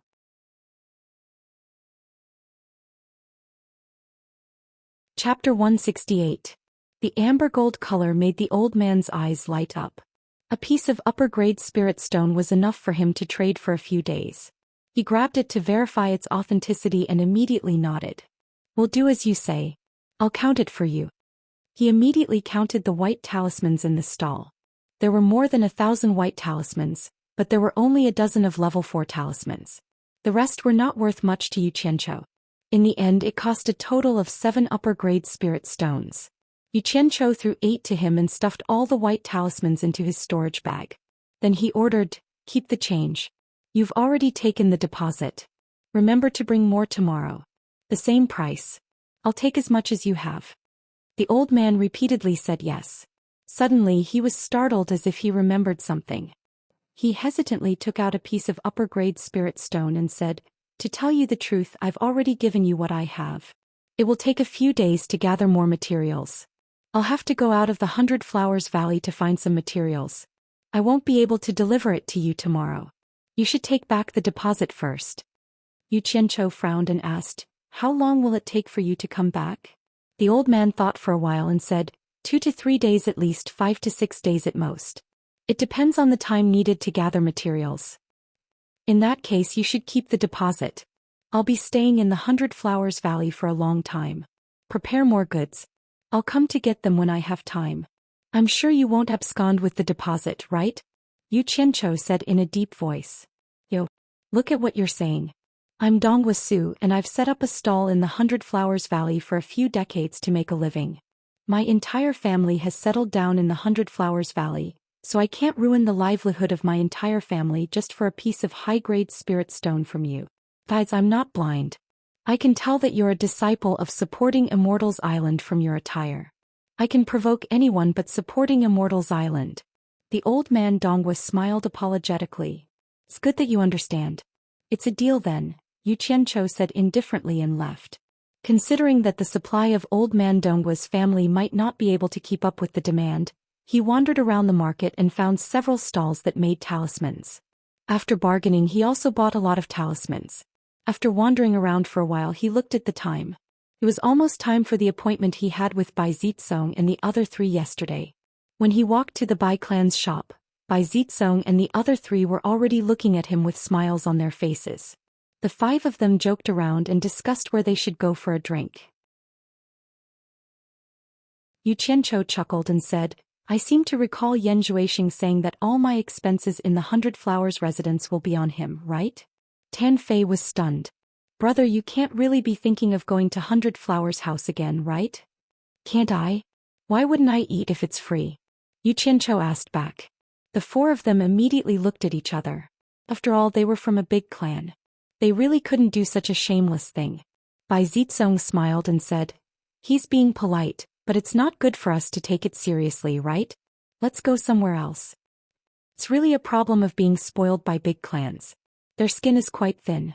Forget it, I'll take the lead. You guys can just treat it as my treat. Stop daydreaming, let's go. Let's go. Yu Qianqiu said as he pushed the four of them. Unable to dissuade him, the four of them helplessly followed him to 100 Flowers house. However, once they reached the door, they took the initiative to keep a distance from him and pretended to be calm as they looked around. Yu Qianqiu felt a little strange when he stepped into the door. Why was there no one downstairs today? When shopkeeper Chen saw him, he quickly walked over and said respectfully, Mr. Yu, are you here to look for my young master? Oh, that's not it. Today I'll treat the four of you to a drink or two. As he said that, he pointed at Bai Zitsong and the other three. When the four of them heard what he said, they didn't know whether to laugh or cry. They felt a little embarrassed and turned their heads to the side as if they were attracted by some scenery. Shopkeeper Chen was stunned at first, then his face twitched slightly. He smiled apologetically and said, If that's the case, the five of you should go to the private room upstairs. There's no need to go through so much trouble. Yu Qianqiu waved his hand and said, The five of us will just find a table downstairs to eat something. No matter how thick-skinned he was, he couldn't always come to eat the best banquet of others. This. Shopkeeper Chen hesitated for a while and explained, Mr. Yu, I'm really sorry today. The restaurant downstairs is not receiving any guests. The few of you, please go to the private room upstairs. Cleared? Did someone book the entire restaurant? Yu Qianqiu was shocked. No wonder there were no guests downstairs. At this moment there was a commotion outside. Yu Qianqiu poked his head out to take a look and was shocked. Yan Zhuixing and Yan Zixia were leading a large group of people, and the person in the middle was none other than the 10,000 demons Zhou Xian. Many people felt that he looked familiar. What's going on?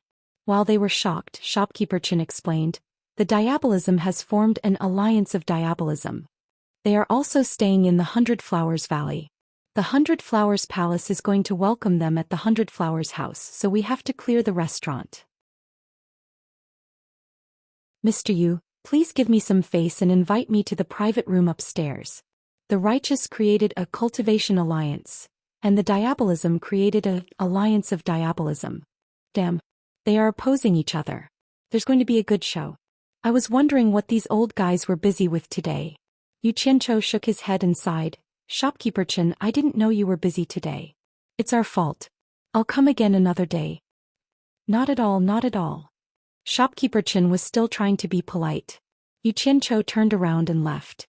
He didn't want to stay and greet Qiu Wuyuan and the others. The righteous and the Diabolism had already started fighting.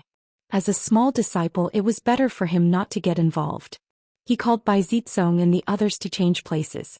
The four of them didn't want to come, so they didn't have any objections.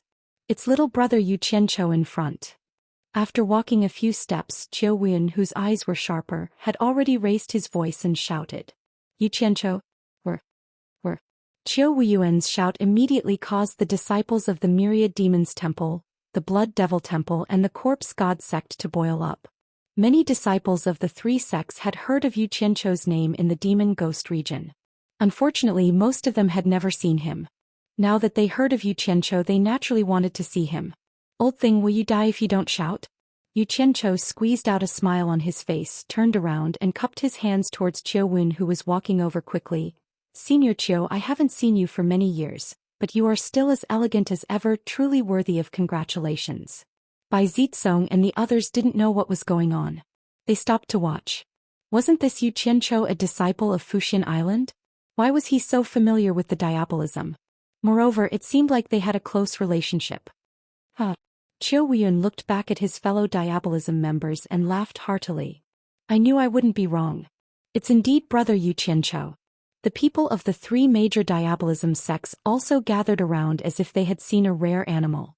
Many of them cupped their hands and said, I've heard a lot about you. Yu Qianchou also cupped his hands towards them. Although Xianxia tried her best to pretend that she didn't know Yu Qianchou, she couldn't help but be surprised. Since when did he have a relationship with the diabolism people? The diabolism people didn't seem to have any ill intentions towards him. Especially Zhou Xian, who treated him like an old friend. This was a little unbelievable in the cultivation world. Yan Zhuixing's eyes flickered between Yu Qianchou and the diabolism people.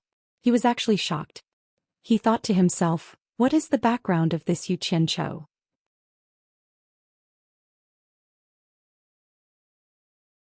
Chapter 169. Haha, being able to see little brother again is truly a joyous thing. Come, let us drink a cup with little brother. Qiu Wuyuan extended his hand and pulled Yu Qianchou's arm towards the 100 Flowers house. Yu Qianchou did not know whether to laugh or cry. They were in public. Could you please be more mindful of your image? Diabolism and righteous sects are so close. How am I going to explain this? He struggled a little and shook his head with a bitter smile. Senior Qiu, please reconsider. Qiu Wun turned around and said in a daze, could it be that little brother is looking down on this old man and not giving me face?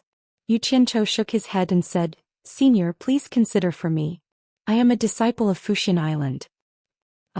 Qiu Wuyuan glanced around and instantly understood Yu Qianchou's concerns. He immediately let go of Yu Qianchou's arm and said with an embarrassed smile, I was a bit too excited to see little brother.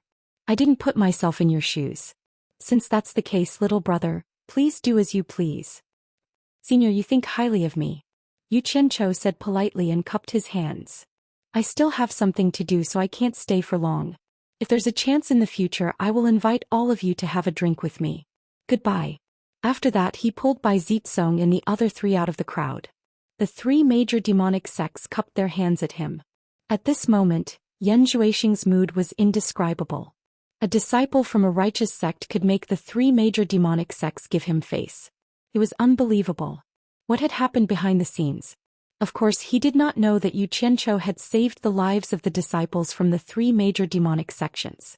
The righteous sects might think that Yu Qianchou should have saved the disciples of the righteous sects, but to the demonic sects, it was a huge debt of gratitude. The demonic sects had always been particular about taking revenge, unlike the righteous sects who had many concerns. It was the demonic sects' way of doing things. The five entered a remote restaurant and sat down. Bai Zitsong applauded softly and smiled. Brother Yu is really admirable. Even the demonic sects have to look at you differently.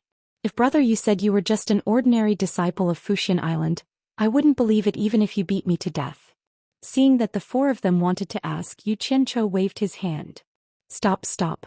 I am indeed an ordinary disciple of the supporting Immortal Island. It's just that some things happened in the past. My sect also knows about it, but it's not convenient for me to tell you now. Don't ask. Even if you ask, I won't tell you. When the time is right, I will not hide it anymore. He said it so straightforwardly, so the four of them didn't ask any more questions. They called for food and wine to be served. They chatted and laughed for a while. After eating and drinking, Yu Qianchou told the four that the elders of the sect allowed him to bring his friends to visit the Cultivation Alliance. He didn't know if the four of them would be interested. In fact, ordinary people wouldn't pay attention to the four of them because of their identities. They got along with Yu Qianchou purely because of the golden signboard of Fuxian Island. After spending some time with him, the four of them greatly appreciated Yu Qianchou's straightforward character and treated him as a friend. Now that they heard that they could visit the Cultivation Alliance, they readily agreed. It was not a place that ordinary people could enter casually. Yu Qianchou threw out some spiritual stones to pay the bill. The five drunkards walked toward the Cultivation Alliance, chatting and laughing. When they came to the gate, they suddenly saw a few people coming out. It was Lu Wanwan who led them out. The two of them looked at each other. Lu Wanwan snorted coldly and ignored him. Yu Qianchou glanced at him casually and ignored him. Suddenly, his eyes swept over a beautiful figure among them, and his body suddenly trembled. The few of them brushed past them. Yu Qianchou was stunned and slowly turned around. If he didn't see it wrong, the beautiful woman was none other than Ong Guangsung's Chu Ping. Why was she here? She clearly saw him, but why didn't she recognize him? Could it be that his appearance had changed so much? Yu Qianzhou touched his face subconsciously. Bai Zizong and the other three also found something wrong with him. Tan Fei suddenly said in a low voice, "Brother Yu, if I remember correctly, the beautiful woman among them seemed to be the person you wanted to see. She should be Lu Xingguang's Taoist partner." Yu Qianzhou's entire body shook when he heard this, and then he turned around and suddenly grabbed Tan Fei's collar as he shouted explosively, "What did you say? Didn't you say that his Taoist partner's surname is Su?" The few of them were shocked and quickly separated the two. Tan Fei shouted angrily, "Brother Yu, what do you mean by this? Do you really think that the four major families are afraid of Fuxian Island?" Yu Qianzhou clenched his fists so hard that cracking sounds could be heard. He suppressed the anger in his chest and slowly said in a deep voice, "Brother Tan, please don't take offense. I was the one who didn't control myself. Please follow me, I have something to say." After that he left. The other four people exchanged glances and nodded, then followed him. The two disciples of the Cultivation Alliance also knew Yu Qianzhou. They didn't know what happened to him. The few of them arrived at a secluded mountain field, and Yu Qianzhou slowly turned around and said in a low voice, "Brother Tan, that woman from before is a woman I haven't seen for many years. Her name is Chu Ping." They were all stunned. Tan Fei's mouth was wide open. If his woman was said to be someone else's Taoist partner, he would definitely kill that person. He couldn't help but say, How is this possible? She should be Ong Kuangsung's disciple. How did she become your woman?" Bai Zizong also knew that the problem was getting out of hand. He frowned and said, "Tan Fei, what's wrong with you? Didn't you say that Lu Xingguang's Taoist partner's surname is Su? How did she become the Chu Pinger that brother you mentioned? Did you get the wrong person?" "Damn it. It's not that I heard it wrong. It's just that it's been too long and I can't remember it correctly." Tan Fei was annoyed. Yu Qianzhou said in a low voice, "Tan Fei, are you sure that the person you saw in Ong Kuangsung was her and not someone else?" "Brother Yu, I won't hide it from you. This woman's appearance is really good. You all saw it just now. I saw her in Ong Kuangsung and I remembered her deeply. There's no mistaking her.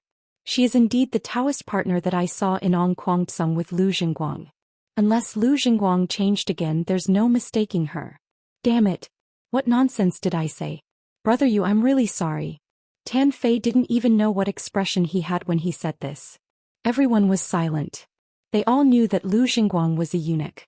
Finding a woman to be his Taoist partner was probably to cover up his flaws. Why would he change women so casually unless he had a screw loose? "Junior Marshal Brother Yu, Junior Marshal Brother Yu." Xionghui suddenly appeared not far away and shouted. He jogged over and cupped his fists, smiling, "Yo. Brother Bai, Brother Jing, Brother Wu, Brother Tan, the four of you are here too." The four of them had something on their minds.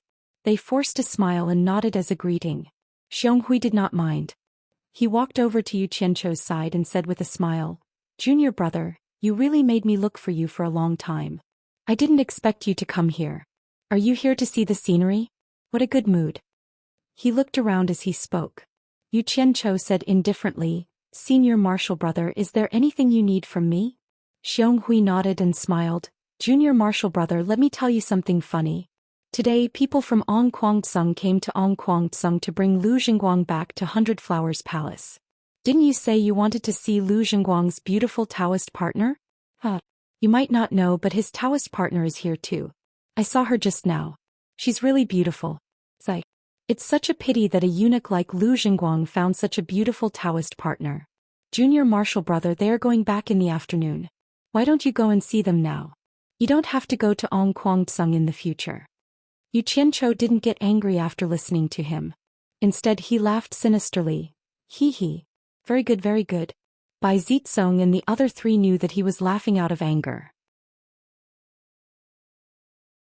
They rolled their eyes at Xionghui. This guy really touched my sore spot.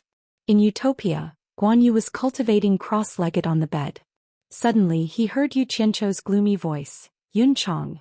Order the troops to enter level 1 combat readiness."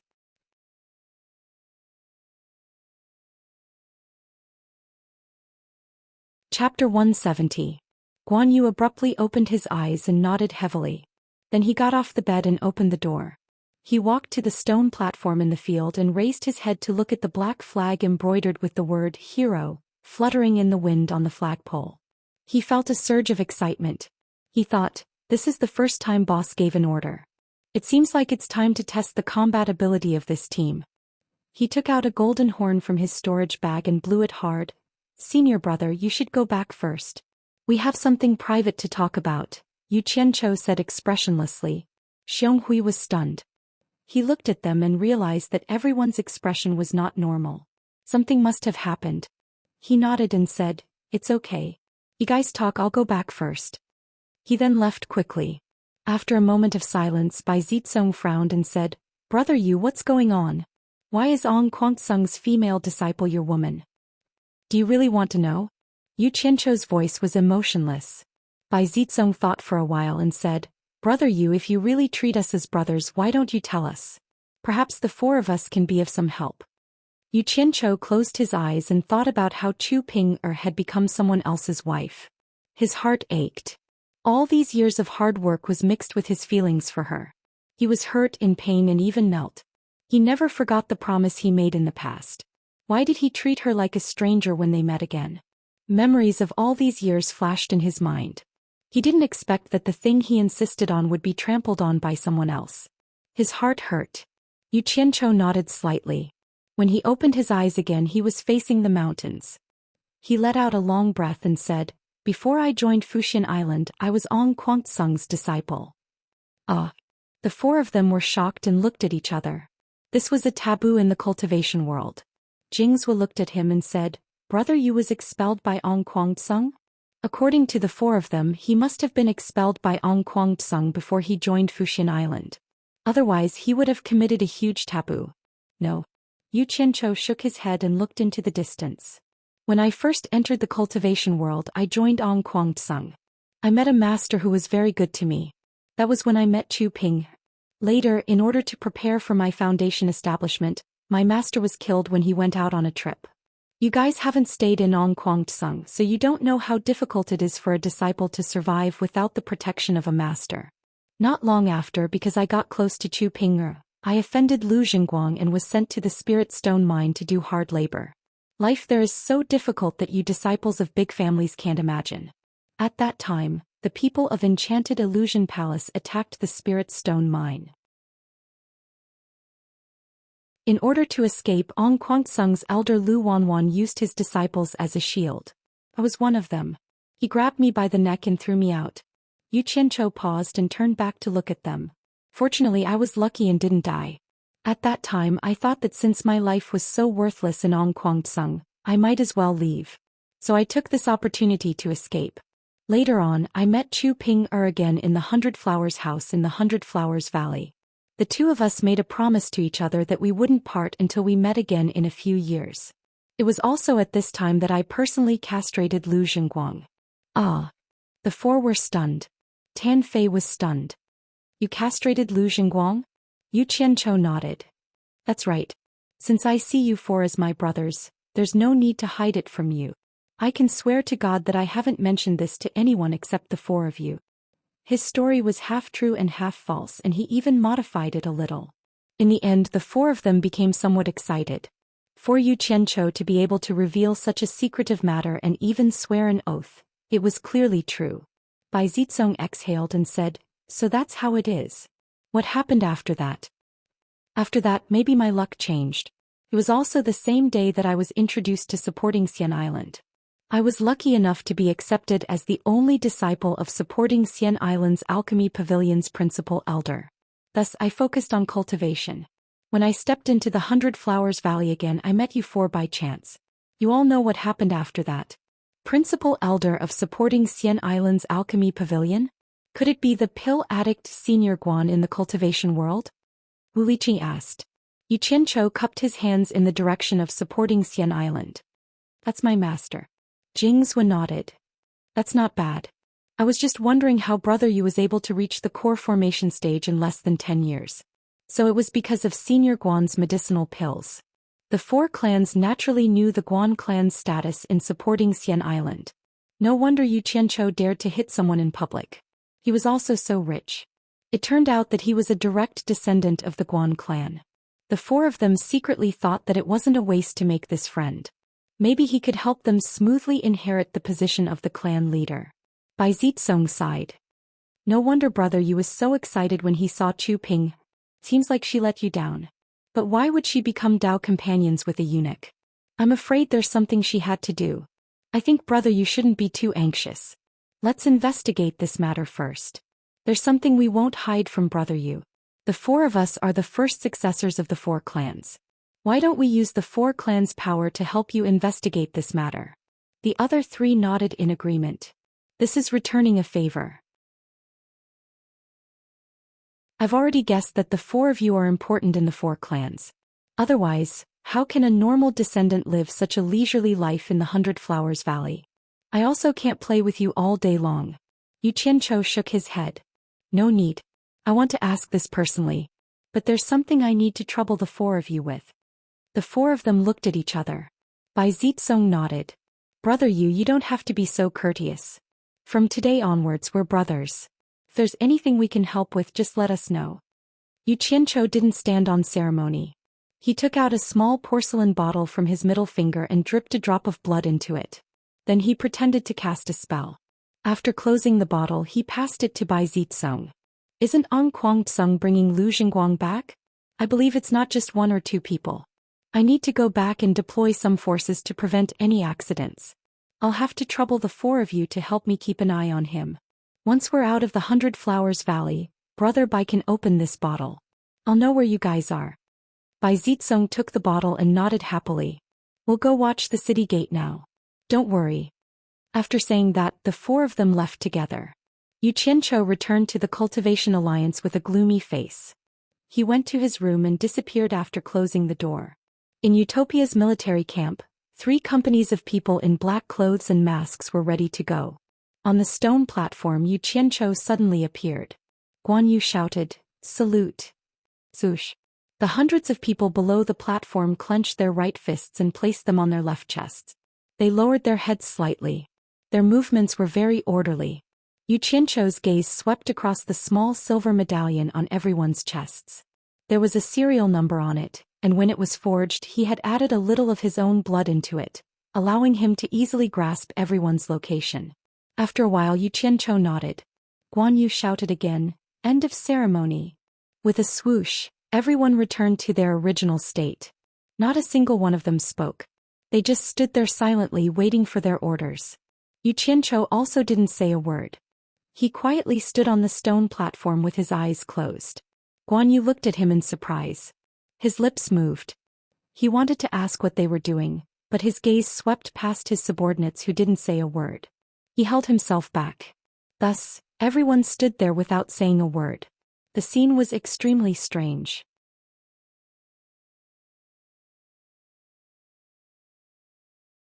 Chapter 171. At the exit of the 100 Flowers Valley, Bai Zitsong and the other 3 found a table by the window in a tea house and sat down. The 4 of them chatted and drank tea while waiting. After more than 4 hours, Tan Fei suddenly put down the teacup in his hand and gestured to the window with his lips. The 4 of them casually turned their heads to look. A group of people wearing Ang Kuang-tsung clothes passed by the window and walked towards the city gate. At the front were 6 old men walking side by side, followed by a man and a woman. The man's face was gloomy, and there were scars on his face from being beaten. The woman was extraordinarily beautiful and there was no expression on her face. Her figure was even more curvaceous. The man and woman were Lu Jingguang and Chu Ping. The 10 people behind them were old and young. Jing's was stuck out his tongue and laughed softly. This Ang Kuang-tsung seems to be afraid of Yu Qianchou. He actually needs so many people to escort him back. Bai Zitsong shook his head. It's not that Yu Qianchou scared them. Ang Kuang-tsung knows that Lu Jingguang fought with the disciples of Fuxian Island and is afraid that they will take revenge. That's why he sent so many people to escort him back. Otherwise, a core formation cultivator like Yu Qianchou wouldn't make them do this. Jingzhou laughed. The dignified Fuxian Island shouldn't be so narrow-minded, right? They are really gauging the heart of a gentleman with their own mean measure. Other than that Lu Jingguang and Chu Ping, I can't see through the cultivation of the others. Obviously, they are at least in the middle stage of core formation. The 6 elders in front are probably in the nascent soul stage. Tan Fei said. Wu Liqing frowned. What is Yu Qianqiu trying to do? With such a lineup, I'm afraid it won't be so easy to negotiate. Jing's smiled and said, I didn't expect the 4 of us to do something like stalking someone. Yu Qianqiu has quite a reputation. That goes without saying. He didn't even give face to the number 1 demonic sect, 10,000 demons Qiu Wen. Don't you think that's a big deal? Bai Zitsong said slowly. Don't say any more. They are about to leave the city. Let's follow them. Tan Fei suddenly said. They glanced at each other and immediately got up to pay the bill and left the tea house. When they left the 100 Flowers Valley, they saw that Ong Kwangtsung and the others had already flown far away on a flying instrument. Bai Zitsong opened the lid of the porcelain bottle in his hand and nodded at the 3 of them. The 4 of them rode on their swords and chased after them at a moderate distance. In Utopia, Yu Qianqiu immediately felt the location of his blood essence moving quickly. He raised his eyebrows and opened his eyes abruptly. He said, Yunchang, get ready. I'll go out and take a look. When he reappeared, Yu Qianqiu appeared behind Bai Zitsong and the others on his sword. The 4 of them noticed the movement behind them and turned around. They were slightly shocked. When did he catch up? Yu Qianqiu accelerated to Bai Zitsong's side and flew side by side with the 4 of them. He turned his head and asked, What's going on? Bai Zitsong replied, There's a total of 18 people and they're all on the flying magic tool in front. Aside from Lu Zhenguang and Chu Pinger, there are 6 old men who are probably at the nascent soul stage, and the other 10 should be at the middle stage of the core formation stage or above. What are you going to do? Yu Qianqiu didn't reply to him. He stared at the flying instrument in the distance and narrowed his eyes. He contacted Guan Yu with his mind and said, Flying Pursuit Company 1, get ready. In Utopia, Guan Yu waved his hand and shouted, Flying Pursuit Company 1, get ready. With that order, the first team extended their right hand and placed it on the shoulder of the person in front and the left hand on the shoulder of the person on the left. The entire Company 1 was linked together. Yu Qianqiu shrouded them with his divine sense. In an instant, the entire Company 1 appeared behind the 5 of them silently. Yu Qianqiu waved his hand and pointed at the flying instrument in the distance. He clenched his fist and made an encirclement gesture. The Company 1 commander at the back nodded and made the same gesture to the 2 platoon leaders beside him. He pointed at the flying instrument in the distance. Then he extended his hands and made an encirclement gesture with his palms. The 2 platoon leaders nodded and waved their hands. They led the 2 teams to separate from each other and quickly chased after the flying instrument. The Company 1 commander led the remaining platoon and flew forward at high speed. Bai Zitsong and the other 3 saw Yu Qianqiu waving his hand and didn't know what he was going to do. Suddenly they heard the sound of people flying at high speed from both sides. Before they could react, they saw a team of people dressed in black with only their eyes exposed, overtaking the 5 of them. Just as they were stunned, another team of people dressed in the same clothes flew past them. Looking at their flying speed, there was no doubt that their cultivation was higher than the 5 of them. The 4 of them were shocked. Bai Zitsong was stunned. This is the power you deployed. Yu Qianqiu nodded. The people on the flying instrument were the people Ong Kwangtsung had sent to pick up Lu Zhenguang. The sect master of Ong Kwangtsung, Lu Chongqing, loved his grandson dearly. When he received the news that his grandson was beaten up by the people from Fuxian Island, he was angry but helpless. After all, Fuxian Island was too strong. Ong Kwangtsung couldn't afford to offend them. For safety reasons, he specially ordered Elder Wu Boru and 5 other nascent soul stage elders to lead 10 core formation stage disciples to pick up Lu Zhenguang. As Lu Zhenguang's Dao partner, Chu Pinger was his wife. She had no reason not to come and check on her husband being beaten up. The people on the flying instrument suddenly heard the sound of people flying at high speed from both sides. They looked to their left and right and saw 2 teams of people dressed as assassins sandwiching the flying instrument in the middle. Wu Boru, who was leading the team, had a bad feeling. Although the flying instrument could carry a lot of people and was suitable for long-distance flight, it wasn't suitable for speed. If they were attacked in the air, it would be terrible. Ong Kwangtsung had been fighting against the Devil Dao for many years, so he had trained his combat skills. Everyone pulled out their swords and faced their surroundings calmly. They didn't panic at all in the face of people who outnumbered them by several times. Wu Boru looked around and his eyes fell on an open space in the forest. He waved his hand and pointed. He said in a deep voice, "Go down." An elder immediately controlled the flying Dharma artifact to rush down.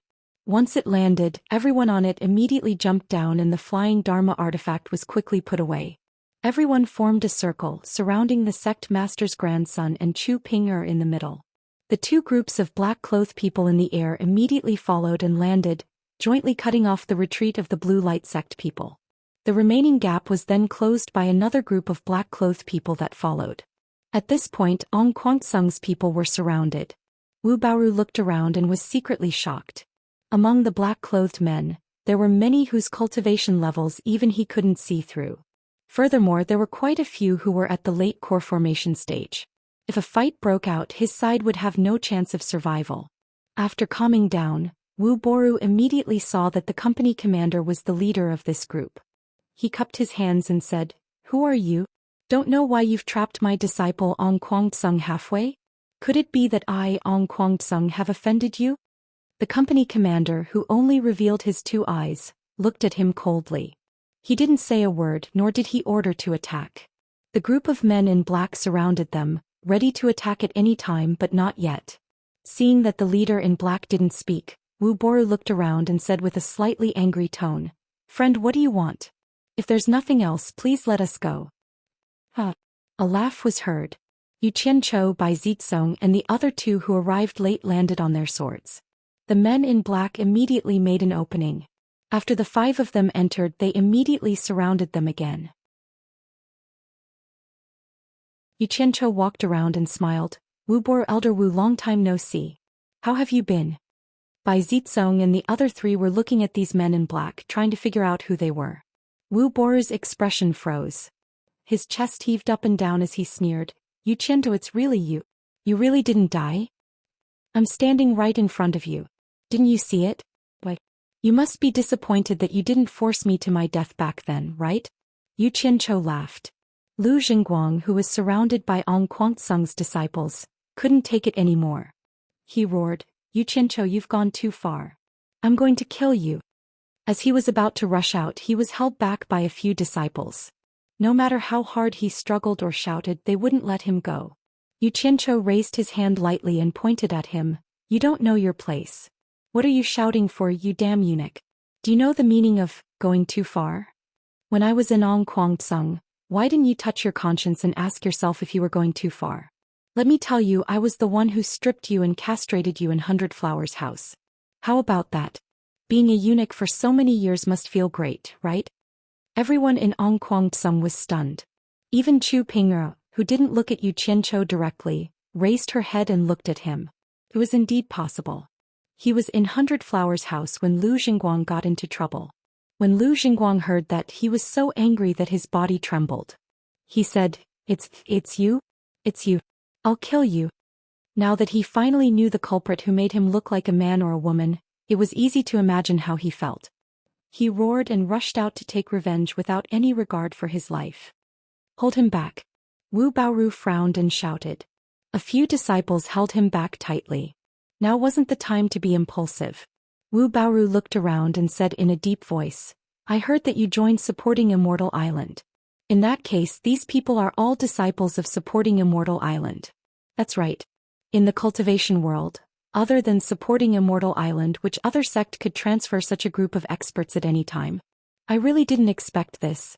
The world's #1 sect supporting Immortal Island actually did such a thing to me, Ong Kwangsung. It's really despicable. Supporting Immortal Island is nothing." A voice came from the top of a mountain. Everyone was shocked. Who was it?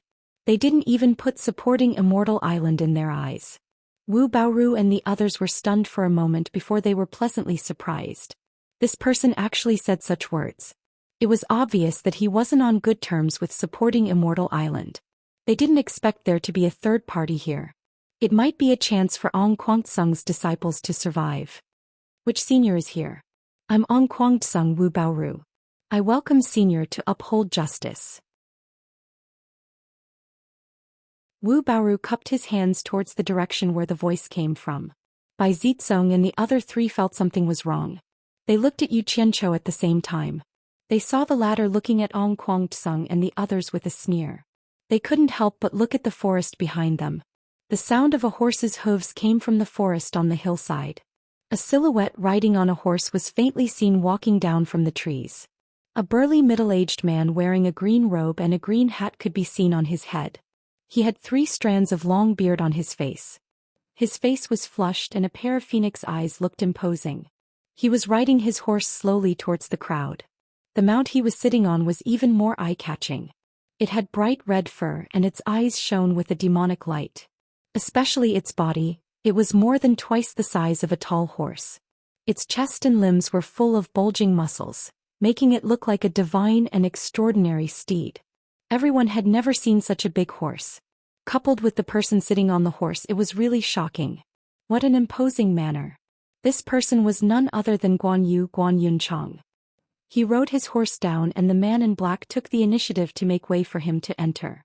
From then on, those who didn't know his background finally knew that the person who came was also on Yu Qianzhou's side. Guan Yu sat upright on the horse and glanced at Ong Kwang-tsung and the others coldly. He said in a deep voice, "Where are the people from Fuxian Island? Who was the one who asked me to uphold justice?" Wu Baoru was completely speechless. Yu Qianzhou glanced at Guan Yu who was sitting high up beside him. He was very unhappy. He thought to himself, what did my sister teach this stupid horse to cultivate? Doesn't she know that this stupid horse can't get along with me? Damn it. He's all grown but he stole my limelight.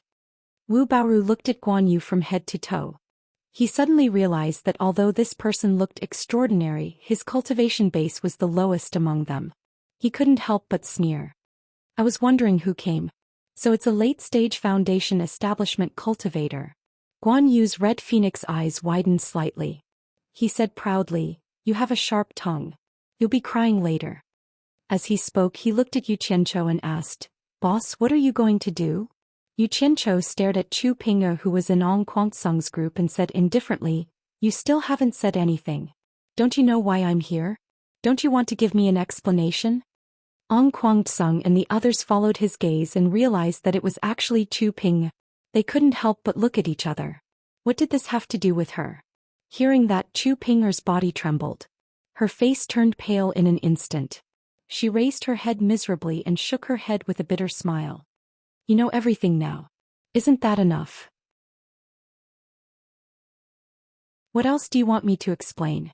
Yu Qianzhou clenched his fists. He closed his eyes and took a deep breath. Then he opened his eyes and exhaled. "The promise from back then. I want to know why. I want an explanation." Bai Zitsong and the others exchanged glances. Yu Qianzhou was a good brother. Everything he said was true. Ong Kwang-tsung and the others' eyes flickered. They could vaguely guess what was going on. "Bitch. You bitch. How dare you have an affair behind my back?"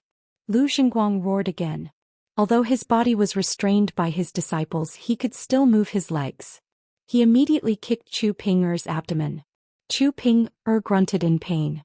She was kicked to the ground. A few strands of her beautiful hair were messed up.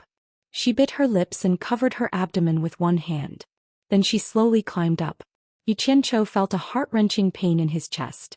He let out a voice that sounded like it came out from the depths of hell. He said coldly, "Wu Baoru, you better control that little bastard. If he dares to speak rudely or touch me again, I'll send all of you to meet the ancestors of Ong Kwang-tsung."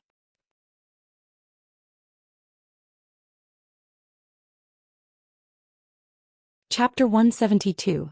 Wu Baoru's expression changed unpredictably when he was reprimanded in front of everyone. It alternated between white and red.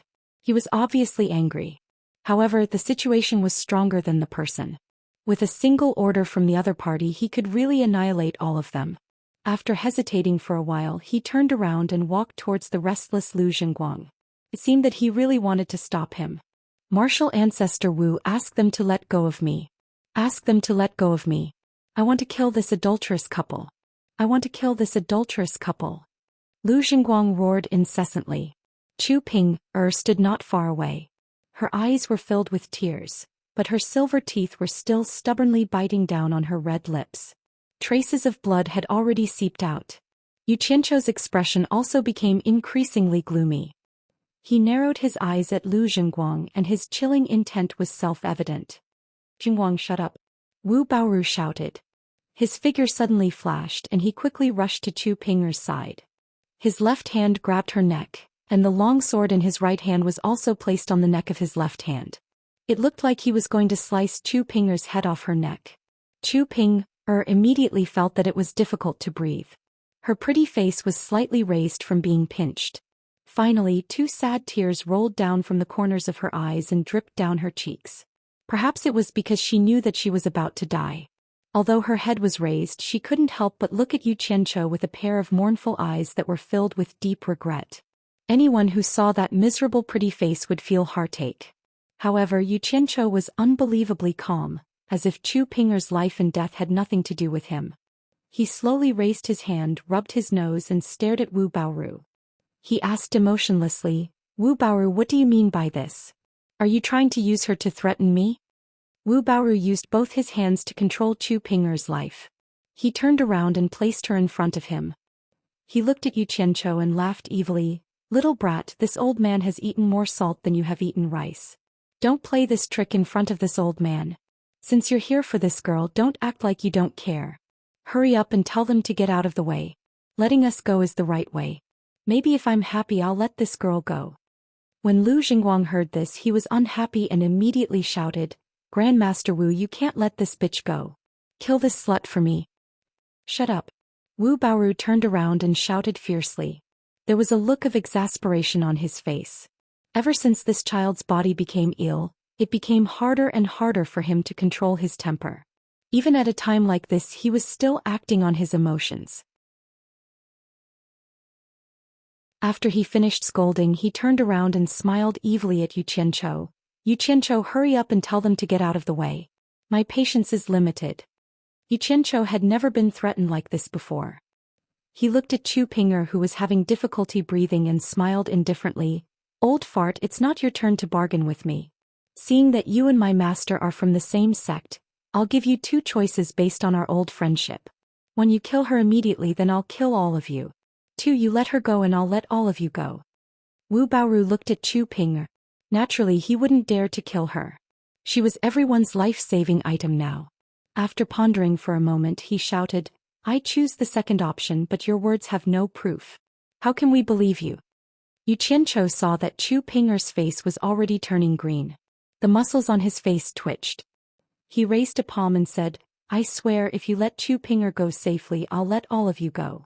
Otherwise, I'll be punished by the heavens. Wu Baoru, stop talking nonsense with me. I'll count to 3. If you're late, you'll all die. He turned around and said to Guan Yu, I'll count to 3. If they still don't let her go, I won't spare a single one and kill them all. He immediately started counting, not giving the other party any time to prepare. I agree. Wu Baoru hurriedly shouted. He was really afraid that the other party would count to 3. He had no other choice. Yu Qianqiu didn't give them any time to think. Moreover, the other party had already made an oath. Cultivators' oaths would come true if they broke it. What was there to worry about? Wu Baoru let go of his hand and pushed Chu Pinger out of the crowd of Onquang. The latter fell to the ground. At this moment, Bai Zizong and Tan Fei nodded. The 2 of them dashed over and carried her back to Yu Qianqiu's side. Yu Qianqiu looked at the 2 of them with relief. Yu Qianqiu, it's time to fulfill your oath. Wu Baoru shouted. Of course. Yu Qianqiu waved his hand at the black-clothed man diagonally across him and said, Make way and let them leave. The black-clothed man obeyed the order and quickly made way. Onquang and the rest were overjoyed. They held their swords and retreated cautiously towards the gap. Guan Yu sat on the red rabbit, watching Onquang and the rest retreat. He was so angry that his face turned even redder. How could he not be angry when the hero army that he had trained so hard ended up like this in their first battle? Guan Yu said unwillingly, Boss, are we just going to let them go like this? Yu Qianqiu glanced at him and said leisurely, I've already made an oath. What do you want me to do? Do you want me to break my oath and be punished by the heavens? After saying that, he turned around and suddenly said, I've made an oath. As for whether you guys have made an oath or not, I don't know. Anyway, this is not something I can control. Hearing this, the faces of Ong Kwangsung's disciples who had not completely retreated changed. Wu Baoru was so angry that he scolded, "You Qianchou, you scum, you will die a horrible death. Let's go." Ong Kwangsung and the rest immediately flew away on their swords with all their might. Guan Yu's eyes lit up. He chuckled and waved his hand saying, "Don't leave a single one alive. Kill them all." The company commander received the order and pointed with his finger, shouting, "Battle formation, kill them all." The military order was as firm as a mountain. Dozens of nascent soul late-stage men in black took the lead and quickly chased after them. The rest of the men in black followed in an orderly manner. After the group of black shadows whizzed away, there were only a few people left. Guan Yu had always felt that Chu Ping looked familiar. At this moment he remembered that it was the woman he met in Hundred Flowers' house. He immediately smiled and said, "Red Rabbit, let's follow and see." The Red Rabbit was quite intelligent and could understand Guan Yu's words. It didn't need to control it much either. With a long hiss, its majestic body suddenly stood up, and its two front hooves scratched the air. Then it suddenly put them down and took advantage of the momentum to rush in the direction of the black-clothed man. Its four black and shiny hooves flashed, setting off a gust of wind around everyone. By the time they reacted, the Red Rabbit's huge body had already carried Guan Yu dozens of meters away. It was really fast. Looking again, a horse carrying a person was running in the mountains as if it was running on flat ground. Regardless of the steep mountain or the dangerous road, it only cared about running in a straight line. It ran faster and faster. Gradually it turned into a black dot and disappeared. It seemed that nothing could stop it. Bai Zitsong and the other three looked at each other in shock.